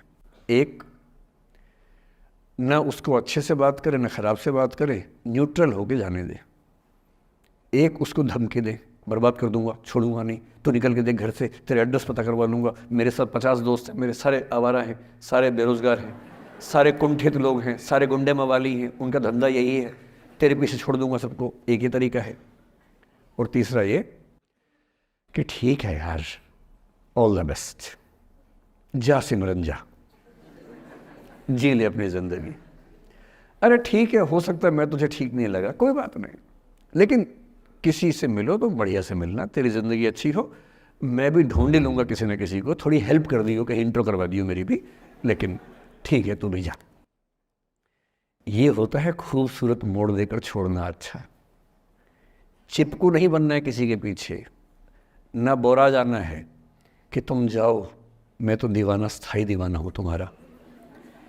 कोई जब तुम्हारा हृदय तोड़ दे, तड़पता हुआ जब तुम्हें छोड़ दे, तब तुम मेरे पास आना प्रिय, मेरा दर खुला है, खुला ही रहेगा तुम्हारे लिए। वाह। पहले के ज़माने में बेरोज़गारी का ये लक्षण था। हम जब छोटे थे ये गाने सुनते थे, हम यही सुन के बड़े हुए कि ऐसा ही करना पड़ता है शायद प्रेम में।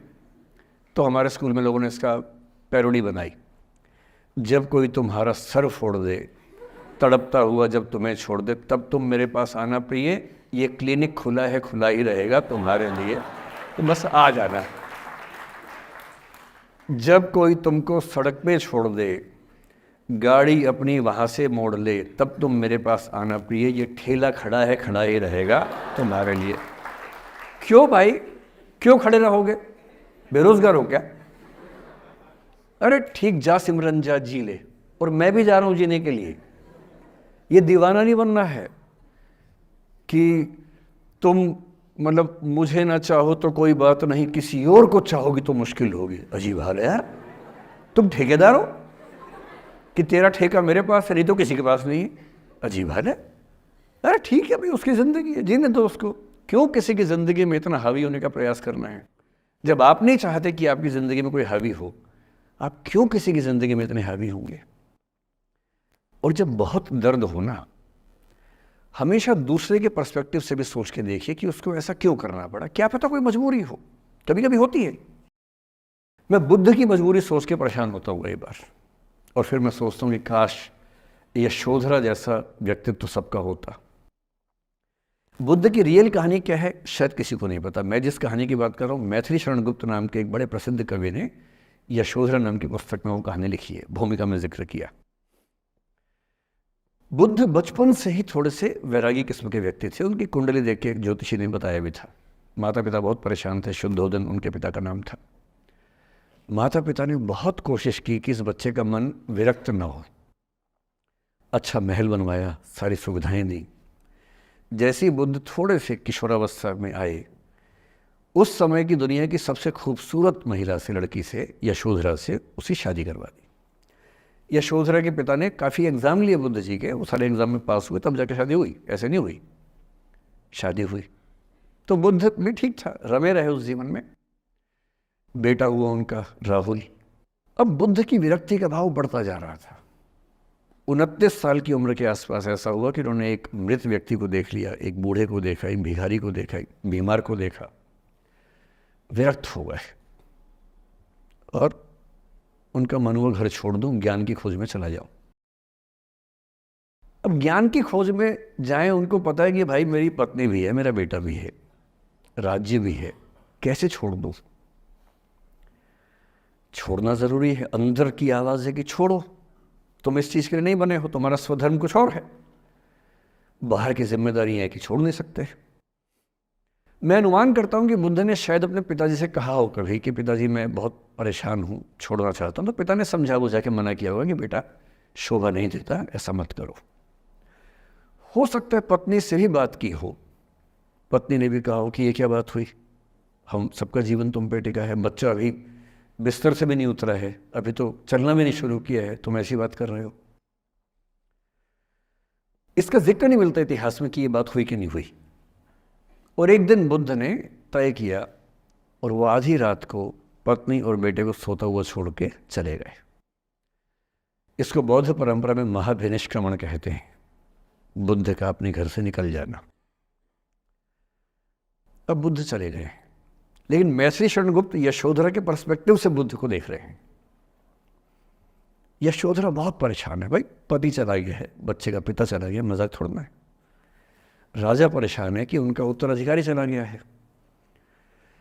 यशोधरा इतनी परेशान है, बहुत लंबे समय तक छंद आते रहते हैं कि वो कितनी बेचैन है, कितनी परेशान है। लेकिन यशोधरा की सबसे बड़ी परेशानी इस बात से नहीं कि बुद्ध चले गए, इस बात से है कि बिना बताए चले गए, भरोसा नहीं किया। और वो अपनी सहेली से कहती है, सिद्धि हेतु स्वामी गए, यह गौरव की बात। मुझे गर्व है कि मेरा पति इतने महान काम के लिए गया है। सिद्धि हेतु स्वामी गए, यह गौरव की बात, पर चोरी चोरी गए, यही बड़ा व्याघात। सखी वो मुझसे कहकर जाते, कह तो क्या वो मुझको अपनी पथ बाधा ही पाते, क्या मैं रास्ता रोकती उनका। उसके मन में ये मलाल है कि बिना बताए चले गए। वो इस भाव को लेट गो नहीं कर पा रही है, परेशान है। फिर बुद्ध को ज्ञान मिला 6 साल की तपस्या के बाद, बोधगया में बोधि वृक्ष के नीचे ज्ञान मिला। बात फैल गई। जो 5 शिष्य बुद्ध को छोड़ के भाग गए थे उनके बुरे वक्त में, उन्हीं 5 को बुद्ध ने सबसे पहले ज्ञान दिया सारनाथ में, जिसको धर्मचक्र प्रवर्तन कहते हैं। बुद्ध की ख्याति बढ़ने लगी। शुद्धोदन ने बुद्ध के पास, अपने बेटे के पास कई लोगों को भेजा ये कहने के लिए कि भाई यहाँ भी तो आओ, हमसे भी तो मिलो। बुद्ध का ऐसा प्रताप था कि जो उनके पास जाता वो बुद्धम शरणम गच्छामि हो जाता, वापस ही नहीं आता। तो फिर शुद्धोदन ने बुद्ध के बचपन के एक दोस्त को ये कह के भेजा, भैया मैं जानता हूँ तुम वापस नहीं आओगे, पर प्रभावित होने से पहले बोल देना कि पापा याद कर रहे थे। तो वो गया, उससे वायदा निभाया, हो तो गया, बुद्ध के संग में दीक्षित हो गया, पर वायदा निभा दिया। तो बुद्ध ने कहा ज़रूर जाऊंगा, पिताजी की आज्ञा है तो जाऊंगा ही जाऊंगा। बुद्ध पहुंचे अपने कपिल वस्तु, जो अपना इलाका था, वहां पहुंचे। पूरे कपिल वस्तु में, नेपाल सिद्धार्थ नगर से नेपाल जाएंगे तो नेपाल बॉर्डर पे ही कपिल वस्तु है। मैं देखने गया था वो जगह जहाँ बुद्ध पैदा हुए थे, बड़ा सुंदर स्थान है, आप भी जाकर देखें कभी। तो बुद्ध पहुंचे रात को, एक धर्मशाला में रुके। अब वहाँ हल्ला मच गया कि राजा का बेटा धर्मशाला में। बुद्ध ने कहा, भाई मैं देखो राजा का बेटा बन के नहीं आया हूँ, मैं बुद्ध बन के आया हूँ। सुबह उठ के भिक्षा मांगने लग गए उस इलाके में, अपने ही पिता के राज्य में। पिता ने सिर पीट लिया कि भाई क्या कर रहे हैं। फिर बुद्ध ने सूचना भिजवाई कि मैं बुद्ध हूँ, बेटा हूँ संयोग से, ठीक है मैं आ रहा हूँ मिलने के लिए, पर मैं बुद्ध होके आया हूँ, मेरी चर्या है, नियम है, मैं भिक्षा से ही जीवन जीता हूँ अपना। ठीक है, पिताजी ने कहा चल कोई बात नहीं। फिर बुद्ध गए पिता से मिलने, पिता से मिले, सबसे मिले, भरी सभा में। लेकिन यशोधरा नहीं आई मिलने के लिए, लेट गो नहीं कर पा रहे थे। उसके मन में दर्द था, छुप के क्यों गया, बता के जाता। बुद्ध ने पूछा पिता से कि यशोधरा कहाँ है, तो बोले कि वो कह रही है कि अगर बुद्ध मिलना चाहेंगे तो खुद ही मिलने आएंगे मुझसे, मैं क्यों जाऊंगी भाई, आत्मसम्मान भी तो कोई चीज़ है, मैं क्यों मिलने जाऊंगी। तो बुद्ध मिलने गए। सोचिए कमरे में यशोधरा बैठी है, राहुल साथ में है। अब राहुल थोड़ा सा बड़ा हो गया है, 6-7 साल का है। बुद्ध गए हैं। अब आपके मन में आ रहा है कि बुद्ध वहाँ जाके बोलेंगे सॉरी मैंने गलत किया, I hurt you, I really feel sorry. बुद्ध है वो बुद्ध, वहाँ जाके क्या बोल रहे पता है, भिक्षाम देहि, भिक्षा दो। और यशोधरा कितनी महान महिला रही होगी, उसने अपने बेटे का हाथ बाप के हाथ में दे दिया। लेट गो का इससे महान उदाहरण दुनिया के इतिहास में नहीं है कि चलो आखिर तुमने आके झुक के कुछ मांगा तो सही। उसकी जितनी ईगो थी, अहंकार था, सब विगलित हो गया। और जो औरत परेशान थी कि मुझसे बिना बताया गया, उसने अपने बेटे को दे दिया कि इसको लेके जाओ, क्योंकि मैं जानती हूँ कि तुम महान काम कर रहे हो, और तुम महान काम कर रहे हो तो मैं क्यों बीच में आऊँगी भाई। मेरा पति महान काम कर रहा है तो मुझे खुशी होनी चाहिए, और तुम्हारी उस खुशी में मैं क्यों पीछे हटूँ। बस मुझे भरोसे में लेके जाते तो और खुश होती। ऐसी दूसरी कहानी राधा जी की है। राधा जी आप जानते हैं, कृष्ण उनसे बहुत प्रेम करते थे, वो कृष्ण से प्रेम करती थी। उनका विवाह नहीं हो पाया, अलग बात है, लेकिन हमारी परंपरा में प्रेम का जो पराकाष्ठा है ना प्रेम का चरम, वो तो कृष्ण राधा का है। मतलब राधा कृष्ण का प्रेम एक खास किस्म का प्रेम है, जहाँ विवाह के बंधन के न होने पर भी प्रेम का चरम रूप होता है। राम और सीता का प्रेम गार्हस्थ्यिक प्रेम का चरम रूप है कि पति पत्नी का प्रेम कितना शानदार हो सकता है। वो देखना हो तो राम सीता का प्रेम देखिए, विशेष रूप से तुलसीदास जी के यहाँ देखिए।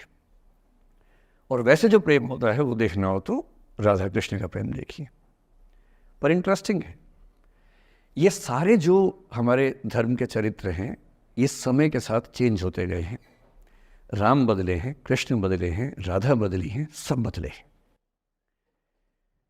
एक कवि थे सूरदास, भक्ति काल में 16th सेंचुरी, आप मोटा मोटा ध्यान में रखिए।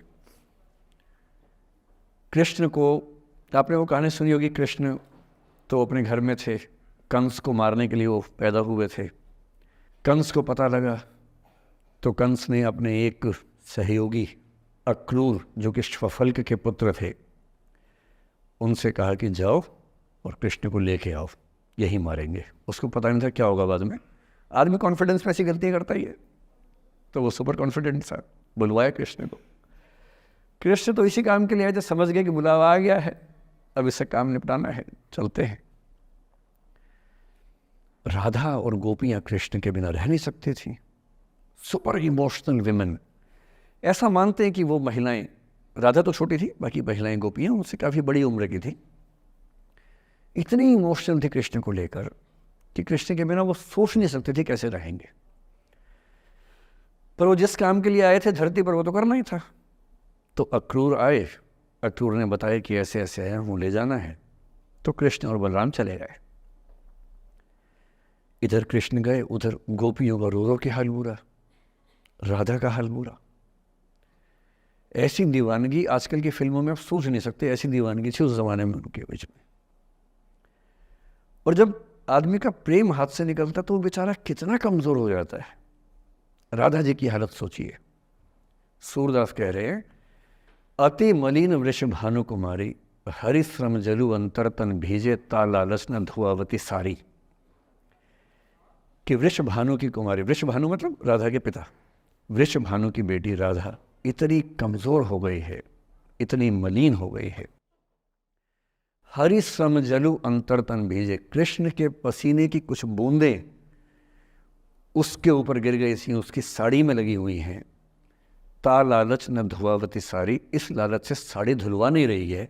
और जब से कृष्ण गए हैं कपड़े तक नहीं बदलना चाह रही है कि इस कपड़े में मेरे प्रिय की याद है। खाती नहीं है, इतनी कमज़ोर है, हिल नहीं पाती है। एक और कवि हुए, वो तो इतने आगे बढ़ गए, बिहारी नाम के कवि थे, उनकी नायिका तो लगता है कि घड़ी का पेंडुलम है। सांस लेती है तो 4-5 कदम 6-7 कदम पीछे चली जाती है, सांस छोड़ती है तो आगे आ जाती है। सांस की हवा से ऐसा हो रहा है। इत आवत चली जात उत चली 6-7 अखात, चढ़ी हिंडोरे सी रही लगी उसासनी साथ। कि इधर आती है उधर जाती है, 6-7 हाथ इधर 6-7 हाथ उधर, सांस लेती है तो यहाँ, छोड़ती है तो वहाँ, जैसे झूला झूल रही हो। पर ये रीतिकाल के कवि हैं, उनका अलग टेस्ट है, हम सूरदास पे बात कर रहे हैं। राधा इतनी परेशान है। अच्छा, जब आदमी परेशान होता है ना, जब उसका ब्रेकअप टाइप का होता है कि कोई गया है वापस ही नहीं आ रहा, कृष्ण ने कहा था कि बस जा रहा हूँ, काम निपटा के आता हूँ। उनके मन में था क्या काम निपटाना है, काम निपटा भी दिया। अब कंस के बाद सवाल है कि मथुरा का साम्राज्य कौन संभाले। उसको एक स्ट्रक्चर बनाने के लिए कृष्ण को लगा कि मुझे यहाँ रह के सिस्टम को ठीक करना चाहिए, उसके बाद लौटना चाहिए। तो वो रुक गए वहाँ पर, राज्य का काम भी तो करना ही था। पर प्रेमी व्यक्ति को सब समझ नहीं आया, तो फिर लगता है कि नहीं मेरे पास आओ, बाकी सब बेकार की बातें हैं, मेरे पास आओ। कृष्ण आ नहीं रहे। यमुना के इधर कृष्ण है, यमुना के इधर गोपियाँ हैं, पर आत्मसम्मान भी तो है। एक आलोचक ने कहा कि नाव में बैठ के चली जाती। आत्मसम्मान होता है प्रेम में कि मैं क्यों जाऊं, बिना बताए क्यों चले गए, बता के जाते। तो राधा वेट करिए। राधा के मन में क्या आ रहा है, उनको लग रहा है कि ऐसा तो नहीं कि मैंने ही कुछ गलती कर दी हो। जब कोई व्यक्ति दूर चला जाता है ना, बाकी लोग सोचते हैं कि कहीं मुझसे तो गलती नहीं हो गई। और राधा अपनी एक सहेली से बोल रही, गोपी से, मेरे मन इतनी सूल रही, एक दिवस मेरे गृह आए मैं ही मस्ती दही, देखी तिन्हें हों मान कियो सो हरि गुसा गही। पगला सी गई है, बोरा सी गई है। सहेली से क्या बोल रही है? हे सहेली, मुझे पता है क्या लग रहा है, मुझे लगता है कि मुझसे ही गलती हुई है। उसने पूछा क्या गलती हुई है? कह रही है कि एक दिन क्या हुआ, कृष्ण भगवान मेरे पास आए थे, मैं उस समय दही मथ रही थी। वो ग्वाला जीवन है ना वहाँ पर, तो वो गोपालन जीवन का काव्य है पूरा। अब वो मुझसे बात करने आए और मैंने उनसे ठीक से बात नहीं की, मैंने मान किया। मान करना मतलब जिसको आपकी भाषा बोलते हैं भाव खाना। मैंने उनसे ठीक से बात नहीं की, मुझे लगता वो नाराज़ हो गए, इसी नाराज़गी से लौट नहीं रहे हैं। मेरे मन इतनी सूल रही, मेरे मन में कांटा चुभ रहा है। एक दिवस मेरे घर आए, अब समझ में आएगा, एक दिवस मेरे घर आए, मैं ही मथती दही, देखी तिन्हें हाँ हाँ मतलब मैं मान की योग, मैंने अहंकार दिखाया, सो हरि गुस्सा गही, गुस्सा आ गया उनको इस बात से। सूरदास की राधा मुक्त नहीं हो पा रही, लेट गो नहीं कर पा रही, वो जी नहीं सकती कृष्ण के बिना। पर फिर देखिए 300 साल बाद क्या हुआ। 300 साल बाद कमाल हुआ। 20वीं शताब्दी की शुरुआत में एक और कवि हुए, उनका नाम था अयोध्या सिंह उपाध्याय हरिऔध। हरिऔध के नाम से प्रसिद्ध है। उन्होंने एक पुस्तक लिखी प्रिय प्रवास। प्रिय प्रवास का मतलब प्रिय प्रवास पे चला गया है, कृष्ण चले गए हैं मथुरा, अब राधा कैसे जिएगी। 20वीं सेंचुरी की शुरुआत में फ्रीडम स्ट्रगल शुरू हो चुका है। महिलाएं अभी तक स्वाधीनता आंदोलन का हिस्सा नहीं बनी है, पर अब वो समय आ रहा है कि बनने वाली है। और हरिऔध की राधा ने कमाल कर दिया है। गोपियां पूछती हैं कृष्ण नहीं आ रहे, अब क्या करोगी? ये राधा जी क्या बोल रही हैं? प्यारे जीवें जगहित करें, गेह चाहे ना आवे। मेरे प्रिय खूब जिए, समाज का कल्याण करें, घर बेशक ना आए, कोई दिक्कत नहीं है, मैं चाहती हूँ कि समाज का भला होना चाहिए। ये वो बिंदु है जहाँ राधा यशोधरा बन जाती है, मैथिली संगत की यशोधरा। और जो मैं आपको समझाना चाह रहा हूँ उस एग्जाम्पल से वो ये कि हो सकता है कि जिससे आप नाराज़ हो वो किसी बड़े काम की खोज में हो, वो किसी महानता के रास्ते पर हो। और यदि आपके जीवन में कोई व्यक्ति ऐसा है जो किसी महानता के रास्ते पे है, तो उसके रास्ते को रोकना अपने क्षुद्र हितों के लिए बहुत छोटापन है। और ऐसे मामले में एक ही बात हमें सोचनी है कि वो जिस काम के लिए बना है उसे करने दो। अपने स्वार्थ के लिए किसी को बांध के रखना, किसी को लाश बना के रखना, इसका क्या मतलब है? जाने दो, ऐसा क्या है, कुछ तो बढ़िया होगा। एक स्थिति हम में से कई लोगों की आती है कि हम एक टॉक्सिक रिलेशनशिप में होते हैं और छोड़ नहीं सकते। ऐसे बहुत सारे पति पत्नी होते हैं। मैं अक्सर बच्चों से एक बात पूछता हूं कि आप में से कितने बच्चे वैसा ही वैवाहिक जीवन चाहते हैं जो आपके माता पिता का है?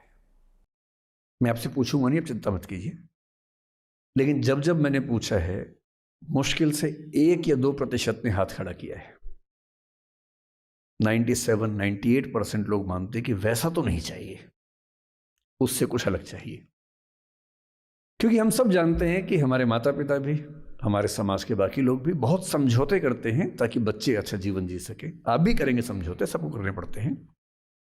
ये है कि आप समझौते शायद उतने नहीं करेंगे जितने आपके माँ बाप ने किए होंगे, उनके माँ बाप ने और ज़्यादा किए होंगे। हर पीढ़ी कम समझौते करती है, ये समाज के विकास का एक तरीका होता है। पर ऐसा होता है कि आप एक ऐसे रिश्ते में आप छोड़ भी नहीं सकते, जी नहीं पा रहे, छोड़ सकते नहीं, क्योंकि आप तो छोड़ देंगे, आपके चक्कर में कईयों की ज़िंदगी दांव पे लग जाएगी। कैसे छोड़ दें? 3 छोटे छोटे बच्चे हैं, नौकरी है नहीं, वो माँ अपने पति से रोज़ प्रताड़ना झेलती है, बुरी बातें सुनती है, उसके पास कोई सिक्योरिटी नहीं है, वो बच्चों को नहीं छोड़ सकती, बच्चों को लेके कहाँ जाएगी, क्या करे? टॉक्सिक रिश्ता है। तो ऐसे में या तो आप रिश्ता छोड़ते हैं कि हर किसी से संभव नहीं होता, पर यदि वो संभव नहीं है तो रिश्ते में रहते हुए चिंताएं छोड़ दीजिए, अपेक्षाएं छोड़ दीजिए। भाई तेरी अपनी जिंदगी, मेरी अपनी जिंदगी, एक घर में रहेंगे, पर रोज़ युद्ध नहीं करेंगे, बीपी नहीं बढ़ाएंगे, शुगर नहीं बढ़ाएंगे, तनाव नहीं बढ़ाएंगे। तुम्हारा अपना स्पेस, मेरा अपना स्पेस, ठीक है, एक छत के नीचे हैं, काम चला लेंगे, किसी और को नहीं बताएंगे, दुनिया के सामने अच्छी अच्छी फ़ोटो खिंचवाते रहेंगे स्माइल कर करके चेहरा, पर कम से कम बच्चे सफ़र ना करें, परिवार सफ़र ना करे, जी लेंगे, झेल लेंगे। और ऐसे माहौल में साहिर ने जो कहा था ना, उसी कविता की कुछ पंक्तियां बड़ी महत्वपूर्ण हैं कि बर्बादियों का सोग मनाना फिजूल था, कि बर्बादियां हैं जीवन में, पर ठीक है, कितना दुख मनाएंगे, अब है तो है, क्या कर सकते हैं। बर्बादियों का सोग मनाना फिजूल था, बर्बादियों का जश्न मनाता चला गया।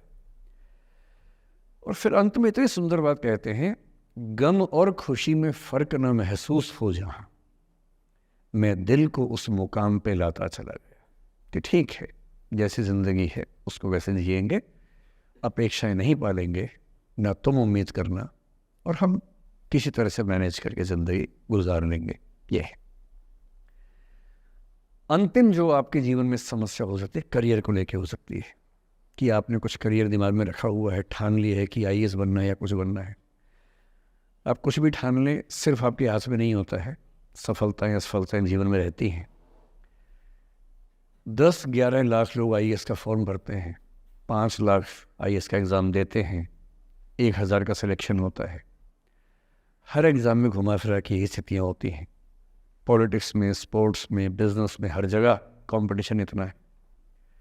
सफल होने की जितनी संभावना है, उससे कई गुना संभावना विफल होने की हर क्षेत्र में है।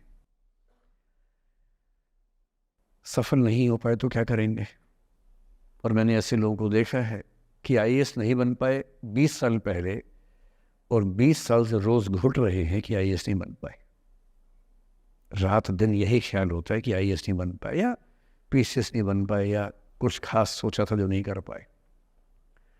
तो मैं आप लोगों से निवेदन करूँगा कि यदि आपकी आर्थिक पृष्ठभूमि ऐसी नहीं है कि जो बहुत मजबूत हो, तो हमेशा एक बैकअप ऑप्शन ज़िंदगी में लेके चलिए। किसी करियर को दिमाग पे इतना हावी मत होने दीजिए कि वो नहीं मिलेगा तो कुछ नहीं होगा। आप उस दौर के व्यक्ति हैं जहाँ इतने ऑप्शंस दुनिया में हैं जितने कभी नहीं थे। इतने ऑप्शंस हैं, बस एक ठीक ठाक सा व्यक्तित्व तो बना लीजिए, एक ठीक ठाक सा कॉन्फिडेंस रखिए अपने ऊपर।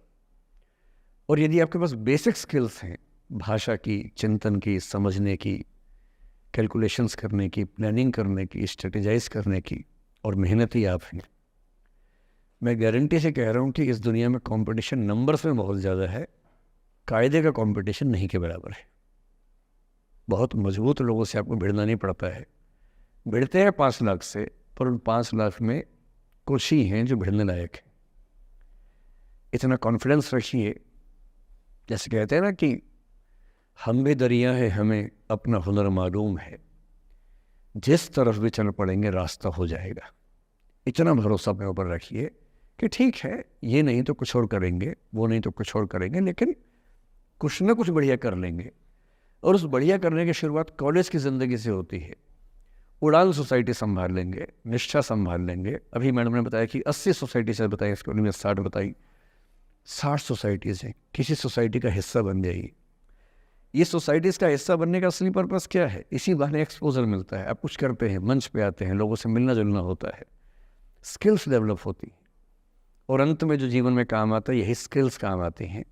और यदि वो स्किल्स हमने डेवलप कर लिए, और वो स्किल्स पढ़ाई से नहीं आती हैं, जो क्लासरूम के अंदर की पढ़ाई है वो सबसे कम महत्वपूर्ण चीज़ होती है कॉलेज में। कॉलेज में सबसे ज़्यादा महत्वपूर्ण है ये अपॉर्चुनिटीज़, लोगों से बात करना, कुछ ऑर्गेनाइज करना, कहीं फेल होना, कहीं पास होना, वो सब करते रहिए। और मैं दावे से कह रहा हूँ कि इस दुनिया में कंपटीशन कहने के लिए ज़्यादा है, दरअसल ज़्यादा नहीं है।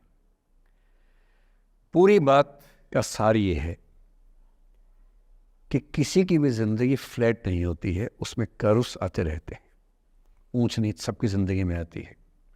मैंने भी कम नहीं झेली है, आज मैं यहाँ खड़ा हूँ ऐसे नहीं खड़ा हूँ, कुछ तो झेला ही होगा, मैंने भी ठीक ठाक झेला है। जिस उम्र में आप मौज मस्ती करते हैं, मैंने उस उम्र में कैलकुलेटर बेचे हैं। मैं सेल्समैन रहा हूँ 17 की उम्र में, और मैं बिजनेस फैमिली से नहीं हूँ। बिजनेस फैमिलीज में बच्चों को 17 में काम पे लगा देते हैं। मैं तो नौकरी पेशा परिवार से था, कुछ समस्याएं थी तो सेल्समैन बन के घर घर में जाके बेचना पड़ता था। तौहीन भी होती थी, लोग धिक्कारते भी थे, मजाक भी उड़ाते थे। वो समझे ना है, अपना खर्चा 17 की उम्र से खुद उठाया है, क्योंकि घर में दिक्कत थी तो क्यों मांगू मैं घर से पैसे भाई, जब मुझे पता है कि मेरे घर में दिक्कत थी उस समय, क्यों मांगू। आपकी जिंदगी इस दुनिया के करोड़ों अरबों लोगों से बेहतर है, कुछ एक लोगों से खराब है। केवल उन कुछ एक पे ध्यान मत दीजिए, उन करोड़ों पे भी ध्यान दीजिए जिनसे अच्छी आपकी जिंदगी है। और इतनी कुव्वत आपके अंदर है, आप इस देश के सबसे अच्छे विश्वविद्यालयों में से एक, दिल्ली विश्वविद्यालय के सबसे अच्छे कॉलेजेस में से एक हंसराज कॉलेज में विद्यार्थी हैं। ये मजाक नहीं है, आप इस देश के एलीट हैं, एलीट। इस कॉलेज और यूनिवर्सिटी का नाम बोलते ही कितने बंद दरवाजे खुल जाते हैं आपको अंदाज़ा नहीं है, आगे जाके समझ में आएगा। बस इतना करना है कि जब जब ज़िंदगी नीचे की तरफ जाए थोड़ा सा हौसला बना के रखिए। कुछ ही दिन की बात होती है, हर चीज़ कुछ ही दिन की होती है। बहुत अच्छे वक्त में और बहुत बुरे वक्त में एक ही वाक्य कॉमन याद रखिए, कुछ दिनों की बात है, ये वक्त गुजर जाएगा। बहुत अच्छा हो तब भी ध्यान रखना है, आदत नहीं बनानी है। बहुत बुरा हो तब भी ध्यान रखना है, ये सब खत्म हो जाएगा। सोशल मीडिया पर ट्रोलिंग आजकल का एक नया सच है जो आप लोग बड़ा मुश्किल होता है वो जब झेलते होंगे। आपने एक फ़ोटो अपलोड की, कोई लाइक ही नहीं कर रहा है, आप बार बार देखने घूमोगे लाइक किया कि नहीं किया। दोस्तों को फ़ोन करें, लाइक कर तो लाइक कर, तो भी लाइक कर, चल 5 लाइक करवाए, 8 लाइक करवाए, नहीं लाइक हो रहा। फिर आपने कुछ ऐसा बोला, किसी ने उसकी छोटी सी क्लिप काट के चला दी और आप अचानक सबकी नज़रों में किरकिरी बन गए। गालियाँ पड़ रही हैं, आलोचनाएँ हो रही हैं, लाखों लोग फतवे जारी कर रहे हैं आपके ऊपर। इतनी बेचैनी होती है इस दौर में। पहले के दौर में ये नहीं था, आपने कहीं कुछ बोला ख़त्म हो गया बात। अब किसने रिकॉर्ड कर ली, सोशल मीडिया पे आ गई, ख़त्म ही नहीं हो रहा। राइट टू बी फॉरगॉटन हमारे देश में है नहीं और प्रैक्टिकली संभव भी नहीं है। कैसे आप उसको अप्लाई करेंगे? आप कभी ना कभी कुछ ऐसा बोलेंगे, या तो गलत बोलेंगे या उसमें से कोई क्लिप कोई काटेगा। इतनी गालियाँ पड़ेंगी और पहली बार जीना मुश्किल हो जाता है। मैंने आज से 7-8 साल पहले 1.5 साल तक एंग्जाइटी की दवाइयाँ खाई हैं, जबकि मैं बहुत ही मस्त वाला किस्म का आदमी हूँ, मैंने खाई हैं। और जीवन में एक आध ऐसा दौर सबका आता है, आ जाना चाहिए। जब जीवन में एक आध बार ऐसा हो कि सारी दुनिया पीछे पड़ गई है, बहुत दिक्कत होगी, घबराहट होगी, बेचैनी होगी, एंग्जाइटी होगी, डिप्रेशन होगा, सब कुछ होगा। लेकिन एक बात ध्यान रखना, मेरी इस बात को ध्यान रखना, वो पहली और आखिरी परीक्षा है, उसके बाद कभी नहीं होगा। 8 साल पहले ऐसा कुछ हुआ था कि मैंने बहुत दवाइयाँ खाई, 1.5 साल दवाई खाई, 1.5 साल खाई दवाई। कारण पता था, कारण ठीक हुआ, दवाई छूट गई। उसके बाद मैंने ज़िंदगी का सबसे मुश्किल फेज़ पिछले साल झेला था, जब मेरे एक वीडियो की क्लिप मीडिया पर चली, FIR हुई, पता नहीं क्या क्या हुआ, सब कुछ हुआ। पर मैं आपके सामने बहुत ईमानदारी से कह रहा हूँ, मुझे तनाव नहीं हुआ, डिप्रेशन नहीं हुआ, एंग्जाइटी नहीं हुई, क्योंकि मैं पहले झेल चुका था। अब पिछले 7 दिन से मेरी 5 साल पहले की एक क्लिप चला रहे हैं वीडियो आजकल। 2019 के इलेक्शन से पहले जनवरी में मैं एक क्लास लेते हुए कह रहा हूँ कि अब इलेक्शन का टाइम आ गया, अब मंदिर का तमाशा शुरू हो जाएगा और ये पॉलिटिक्स के मामले हैं, सब बेकार की बातें। उस समय ना सुप्रीम कोर्ट का जजमेंट आया था, ना कुछ और हुआ था। आज मेरा बड़ा सीधा स्टैंड है कि जब सुप्रीम कोर्ट की कॉन्स्टिट्यूशनल बेंच ने 5-0 से सहमति दी है और उसके बाद कॉन्स्टिट्यूशनल तरीके से मंदिर बन रहा है, मैं कौन होता हूँ नाराज़ होने वाला? मुझे क्यों खुश नहीं होना चाहिए? दुनिया में हर धर्म के ईश्वरों के नाम पर मंदिर हैं, उनके जन्म स्थान पर मंदिर हैं, मेरे धर्म में क्यों नहीं होना चाहिए? मुझे क्यों परेशान होना चाहिए? और कुछ लोग पिछले 7 दिन से 5 साल पहले की क्लिप चला रहे हैं। मेरी टीम परेशान है, मैं परेशान नहीं हूँ।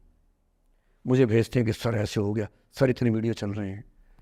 मैं सुनता हूँ पर तनाव नहीं होता है, क्योंकि मुझे पता है कि किसी दिन किसी मंच पर हो, जैसे आज मैंने बात बोल दी, कहीं और बोल दूँगा, बात खत्म हो गई। कितना लोड लेंगे? और आप लोड लेते रहेंगे तो दुनिया देती रहेगी। दुनिया के पास बहुत है देने के लिए, वो हमेशा देते रहेंगे। खुद को ऐसा फूल प्रूफ बना लीजिए, शील्ड बना लीजिए अपने आसपास कि तनाव आता है फिसल के निकल जाता है। और अगर आप तनाव झेलने के लिए समर्थ हो जाते हैं, लेट गो कर देते हैं, मैं दावे से कह रहा हूँ, सफल कितने होंगे मुझे नहीं पता, ज़िंदगी आपकी शानदार होगी, ये मैं गारंटी दे रहा हूँ। और जब जब बुरा अनुभव हो, जब जब जीवन में बुरा अनुभव हो, सबको होता है, आपको भी होगा, जब जब बुरा अनुभव हो, मेरा सूत्र वाक्य है जो मेरे व्हाट्सएप का स्टेटस भी है परमानेंट, मेरे दिल में गुथा हुआ है, दिल पे छपा हुआ है, सबको बोलता हूँ, हर क्लास में बोलता हूँ, आपको भी बोल रहा हूँ। एक लाइन याद रखना, क्यों डरे जिंदगी में क्या होगा, कुछ ना होगा तो तजुर्बा होगा, उससे बड़ा कुछ नहीं है। अब मैंने ठीक ठाक टॉर्चर कर लिया है बच्चों पर, इससे ज़्यादा करना शोभा नहीं देता। इसके साथ ही बात समाप्त करता हूँ। बहुत बहुत धन्यवाद सुनने के लिए। So now it's our time to finally have a positive Q&A session with sir. Sir first of all I thank you so much, और you motivate us so much sir. मैं जब भी मतलब अगर लाइफ में कुछ भी प्रॉब्लम आ रही होती है तो यूट्यूब पे सबसे पहले यही देखती हूँ कि सर की कुछ ना कुछ वीडियो उस टॉपिक पे पक्का मिलेगी, जिससे कुछ ना कुछ सॉल्यूशन ज़रूर होगा। आज जो आपने जो कुछ भी बोला, I am so motivated of it. And this society people give me a question to ask, ये इन्हीं लोगों में से किसी एक का क्वेश्चन है। So I'd like to ask sir, I try every day to study with the same enthusiasm, and every second day I feel exhausted and not able to complete the study target. What should I do? So first of all, thank you for saying me thank you. And as far as the question is concerned, I don't know whose question is this, but whosoever has sent the question. जब आप ये कहते हैं कि मैं रोज़ उतना पढ़ नहीं पाता हूँ, इसके बुनियादी तौर पर 2-3 रीजंस हो सकते हैं। पहली बात तो कोई भी नहीं पढ़ पाता है, मैं भी नहीं पढ़ पाता हूँ उतना। हम लोग प्रिटेंड करते हैं कि हम बहुत पढ़ते हैं। ईमानदारी की बात है कि मैं आज तक कभी भी 1 घंटे से ज़्यादा एक साथ नहीं पढ़ पाया हूँ, और मैंने ठीक ठाक पढ़ाई की है वैसे, है ना, आप भरोसा कर सकती हैं इस बात पे। एक तो अपने आसपास ऐसे लोगों से बचिए जो बार बार दबाव बनाए कि मैं तो बहुत पढ़ता हूँ, तो कितना पढ़ती है। आप कितने घंटे का टारगेट लेके चल रहे हैं, एक प्रॉब्लम ये भी हो सकती है। आपकी उम्र में कॉलेज के अलावा अगर आप 3-4 घंटे पढ़ लेते हैं तो पर्याप्त है। कॉलेज के 3 साल सिर्फ पढ़ाई के लिए नहीं है, पढ़ाई से ज़्यादा सीखने के साल हैं, मंच पे आने के साल हैं। दोस्तों के साथ फिल्म देखिए, दोस्तों के साथ आउटिंग पे जाइए, रेस्टोरेंट में बैठ के खूब बकवास कीजिए उनके साथ। उसमें जो सीखेंगे वो केवल पढ़ाई से नहीं सीखेंगे। तो दिन में 3-4 घंटे बहुत होते हैं। और बाकी मैं एडवाइस करता हूँ बच्चों को कि बहुत सारी एक्टिविटीज़, जिसमें से एक एक्टिविटी चाय की दुकान पे दोस्तों के साथ बैठना, 1 घंटे बात करना भी शामिल है। पर्सनैलिटी ग्रूमिंग के लिए बहुत ज़रूरी है। फिर आप लोगों की उम्र में इमोशंस थोड़े उठापटक होती रहती है। अगर आप महीने के 30 दिन में से 6-7 दिन बीच में नहीं पढ़ पाते डिस्टर्बेंस से, तो इसका मतलब है कि आप दिमागी तौर पर एकदम ठीक हैं। चिंता उनकी है कि जो रोज़ पढ़ रहे हैं। इसका मतलब वो अपनी उम्र में जी नहीं रहे, वो किसी और उम्र में जी रहे हैं। तो ठीक है, कभी कभी डिस्टर्बेंस आएगी, उसको एंजॉय कीजिए। डिस्टर्बेंस बस सुंदर प्यारी होनी चाहिए, इतना ध्यान रखिए, है ना। जिसकी वजह से नींद उड़ी हुई है वो अच्छा होना चाहिए, बाकी तो ठीक है। नमस्ते sir, thank you sir for this session sir. I extend my gratitude sir, it was an honour to listen you sir. Sir मेरा आपसे सवाल होगा कि कई एक आध एग्जाम्पल होंगे सर जहां आपने लेट गो किया होगा, आप अपने जीवन में भी किसी चीज़ में लेट गो किए होंगे, तो कोई एक आध ऐसा एग्जाम्पल आप शेयर करना चाहे जिससे हमें भी प्रेरणा मिले। मैं बताता हूँ आपको। जो मैंने कहा कि 7-8 साल पहले मैं थोड़ा एंग्जाइटी का शिकार हुआ। कई कारण थे, पर उसमें 2-4 लोग ऐसे थे जिन्होंने मेरा जीना मुश्किल कर दिया था उस समय। मतलब उन्होंने कर दिया, मैंने करवा भी लिया। अब तो मैं करवाता ही नहीं, तब मैंने करवा लिया था। अजीब किस्म के लोग पीछे पड़ के रात दिन 24 घंटे तनाव देते रहना बिना किसी बात के, कोई वजह भी नहीं थी ऐसी। मैं बड़ा परेशान रहा। फिर बाद में परिस्थितियां बदल गई, मैं ठीक हो गया, मेरी स्थितियां ज़्यादा बेहतर हो गई। तो उन दिनों मैंने एक रहीम का दोहा पढ़ा वो मेरे जीवन का उसूल बन गया उसके बाद से। एक दो बार मेरे मन में आया कि मैं भी दुश्मनी कर लूं और दिखा दूं, और मेरे पास ताकत उनसे ज़्यादा थी उस समय भी, आज भी है। पर अगर मैं किसी के उकसाने पे उसके जैसा हो गया तो जीता तो वही। जब मैं ही नहीं रहा तो फिर तो कोई और लड़ रहा है, मैं रहा ही नहीं, वो जीत जाएगा। मेरी असली कश्मकश ये थी कि बिना उसके जैसा हुए इस चीज़ से बाहर निकलना है। ये कुछ वैसे कि आप सड़क पे जा रहे हैं, कीचड़ में सूअर लोटा हुआ है, उछल उछल लौट रहा है, आपके सफ़ेद कमीज पे छींटा पड़ गया। अब दो ऑप्शंस हैं, या तो हिसाब बराबर करने के लिए उतर जाइए,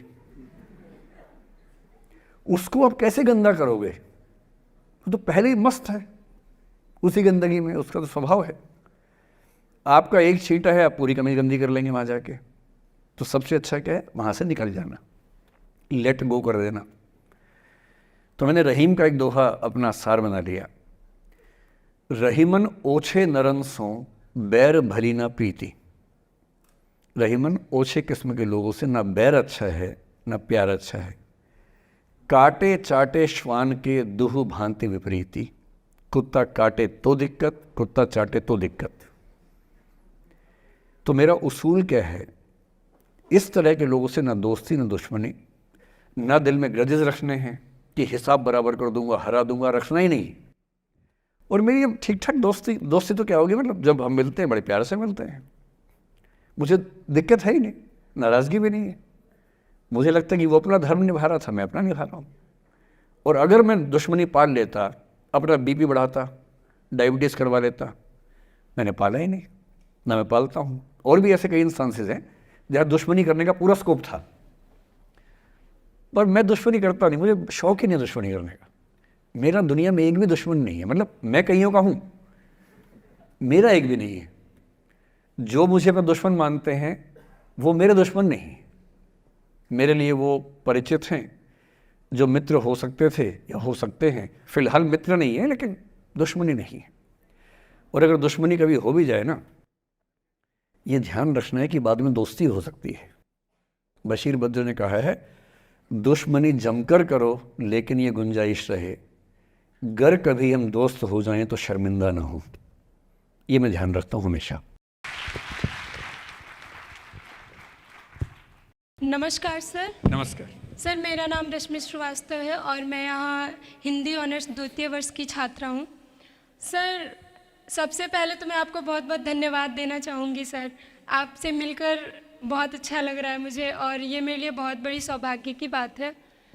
सर, मेरा प्रश्न है आपसे कि सर, मेरे साथ ऐसा हुआ कि मैं बचपन से बहुत अच्छी स्टूडेंट रही और सर मेरी ज़िंदगी में ऐसा एक वक्त आया जब मुझे 2 बार असफलता का सामना करना पड़ा और सर तीसरी बार मैं सफल हुई, परंतु सर आज भी वो डर मेरे मन से नहीं जा रहा है। अभी भी मैं उसको फेस नहीं कर पा रही हूँ कि मैं कैसे फेल हो गई। और सर कभी ऐसा होता है कि मैं सो रही हूँ और रात में मुझे वो डर लगता है कि आगे मैं नहीं कर पाऊँगी। मुझे ऐसा लगता है कि आगे अगर मैं कुछ अच्छा करना चाह रही हूँ तो मुझे उस असफलता का डर रहता है कि जो मैंने फेस किया है, और सर मैं उससे उभर नहीं पा रही हूँ। मतलब मेरे ख्याल से ये असफलता आपसे ज़्यादा आपके माहौल की, आपके पेरेंट्स, आपके टीचर्स की है कि उन्होंने आपको, मतलब कुछ बच्चे अपने आप से इतनी उम्मीद पाल लेते हैं कि फेलियर झेल नहीं पाते। आप वैसे बच्चों में हैं।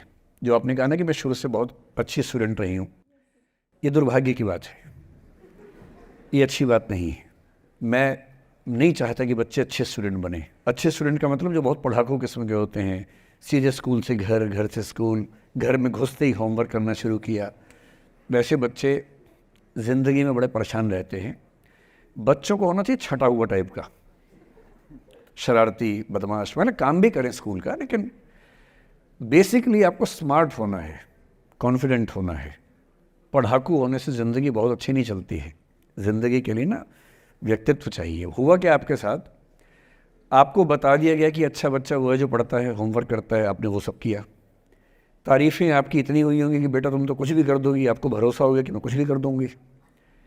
लेकिन ऐसी ऐसी तारीफ़ें हर गांव, हर मोहल्ले में कई बच्चों की हो रही थी। जब उन सब में कंपटीशन हुआ तो कुछ सफल हुए, बहुत सफल नहीं हो पाए। तो जो सफल नहीं हो पाए उनको बहुत बेचैनी हुई। आपका सौभाग्य है कि अब तीसरी बार में सफल हो गई। कई ऐसे लोग हैं जो कभी सफल नहीं हुए ज़िंदगी में, उनको भी तो जीना है। तो मैं एक ही बात कहूँगा, अपने आप से उम्मीदें कम कर लीजिए। और ये आसान नहीं होता है। इसका तरीका ये है कि एक दो ऐसे अच्छे दोस्त जो अच्छे भी हैं, दोस्त भी हैं और बहुत उम्मीदें ना रखते हैं, ना आपको रखने देंगे अपने आप से। डायरी लिखने से लेकर कुछ अच्छे उपन्यास पढ़ना, अच्छी फिल्में देखना, जो आपको सहज होना सिखाएं, न कि महान होना सिखाएं। महानता से बड़ा कोई रोग नहीं है, इस चक्कर में नहीं पड़ना है।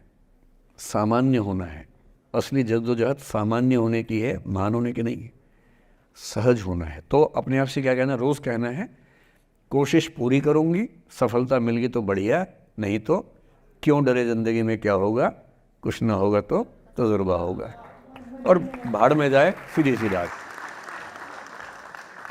नमस्ते सर। सर मेरा क्वेश्चन थोड़ा सा इनसे अलग है। सर जैसे आपने कहा कि लेट गो करना चाहिए, लेकिन क्या करना चाहिए? लेट गो हाँ, करना चाहिए। हमने भी ये चीज़ सुनी है कि जिसके नसीब में जो लिखा होता है एक दिन उसे वो मिलता ही है, तो उसके लिए हमें परिश्रम करना चाहिए। तो सर एक इनके बीच में क्या एक थिन लाइन नहीं है कि हमने सोचा जैसे 71st डे पर मुझे ऐसा लग रहा है कि अब मुझसे और नहीं होगा, अब मैं नहीं करूँगी। माना कि वो गिव अप भी कहा जाता है, लेकिन अगर मेरे नसीब में है कि नहीं यार कल ये तुझसे हो जाएगा, अगर मैं कोई भी टास्क कर रही हूँ कल ये कंप्लीट होगा, लेकिन मैं सोचूँ नहीं मेरे से ये प्रेशर नहीं हो रहा, I should let go this, I should start some other thing. तो क्या ये मुझे लेट गो करना कभी रिग्रेट नहीं कर सकते क्या लाइफ में, यार एक दिन और ट्राई कर लेते तो शायद मिल ही जाता? देखिए, जो नसीब का मामला है, मेरे ख्याल से आपकी उम्र में नसीब को नहीं मानना चाहिए। दुनिया में किसी को नहीं पता कि नसीब है या नहीं, और है तो कितना है।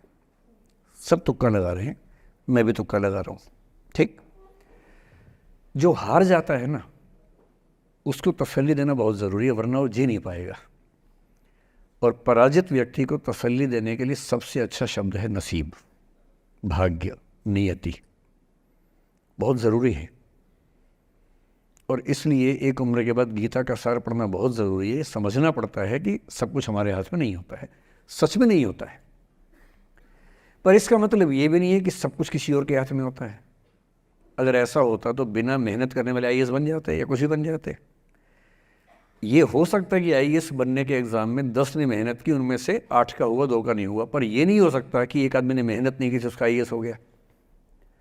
बिना मेहनत के तो नसीब भी नहीं मिलने वाला है।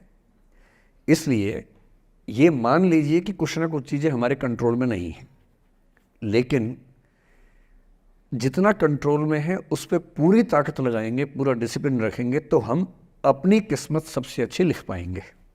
सबसे अच्छी मतलब बाकियों से नहीं, मेरी जितनी अच्छी हो सकती है उतनी अच्छी लिख पाएंगे। और इसलिए अगर आपको लगे कि मैं नहीं कर पाऊंगी कोई काम, तो उसको गिव अप ही कहते हैं। लेट गो का मतलब तब होता है जब आप मन भर चुका है, अब उसकी ज़रूरत महसूस नहीं हो रही।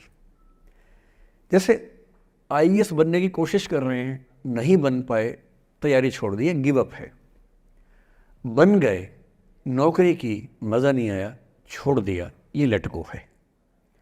लेट गो करने के लिए पहले हासिल करना पड़ता है, या हासिल होने से पहले उस मनोभूमि पर पहुंचना पड़ता है जहां हासिल होने का सुख आपने महसूस कर लिया और उसमें मज़ा नहीं आया, ठीक ही है, औसत है, तब छोड़ दिया। इसलिए आपकी उम्र को शोभा नहीं देता कि हम नसीब की बात करें, ये शोभा देता है मेरी उम्र को। तो 30-40 के बाद नसीब, भाग्य, नियति चलेगा। फिलहाल कर्म पे भरोसा कीजिए, मेहनत, डिसिप्लिन, और मोटिवेशन से ज़्यादा महत्वपूर्ण है डिसिप्लिन, ध्यान रखिएगा। मोटिवेशन का ग्राफ ऐसा होता है, फिर ऐसे नीचे आता है धीरे धीरे। डिसिप्लिन ऐसे रहता है, और डिसिप्लिन वाला व्यक्ति हमेशा मोटिवेशन वाले व्यक्ति से ज़्यादा सफल होगा, ये मान के चलिए। सबसे अच्छा क्या है? Motivation with discipline. तो कोशिश कीजिए कि नसीब पे ना छोड़िए, अपने भरोसे कीजिए। All the best. Now, I would like to invite our president, who is the fuel to our rocket, Palak Chauhan, to present a vote of thanks. I would like to thank our guest speaker, Mr. Vikas Divikirti sir, who came here for this session and gave us his valuable time. I'm pretty sure all the audience members present over here get a new perception and along with a powerful motivational session.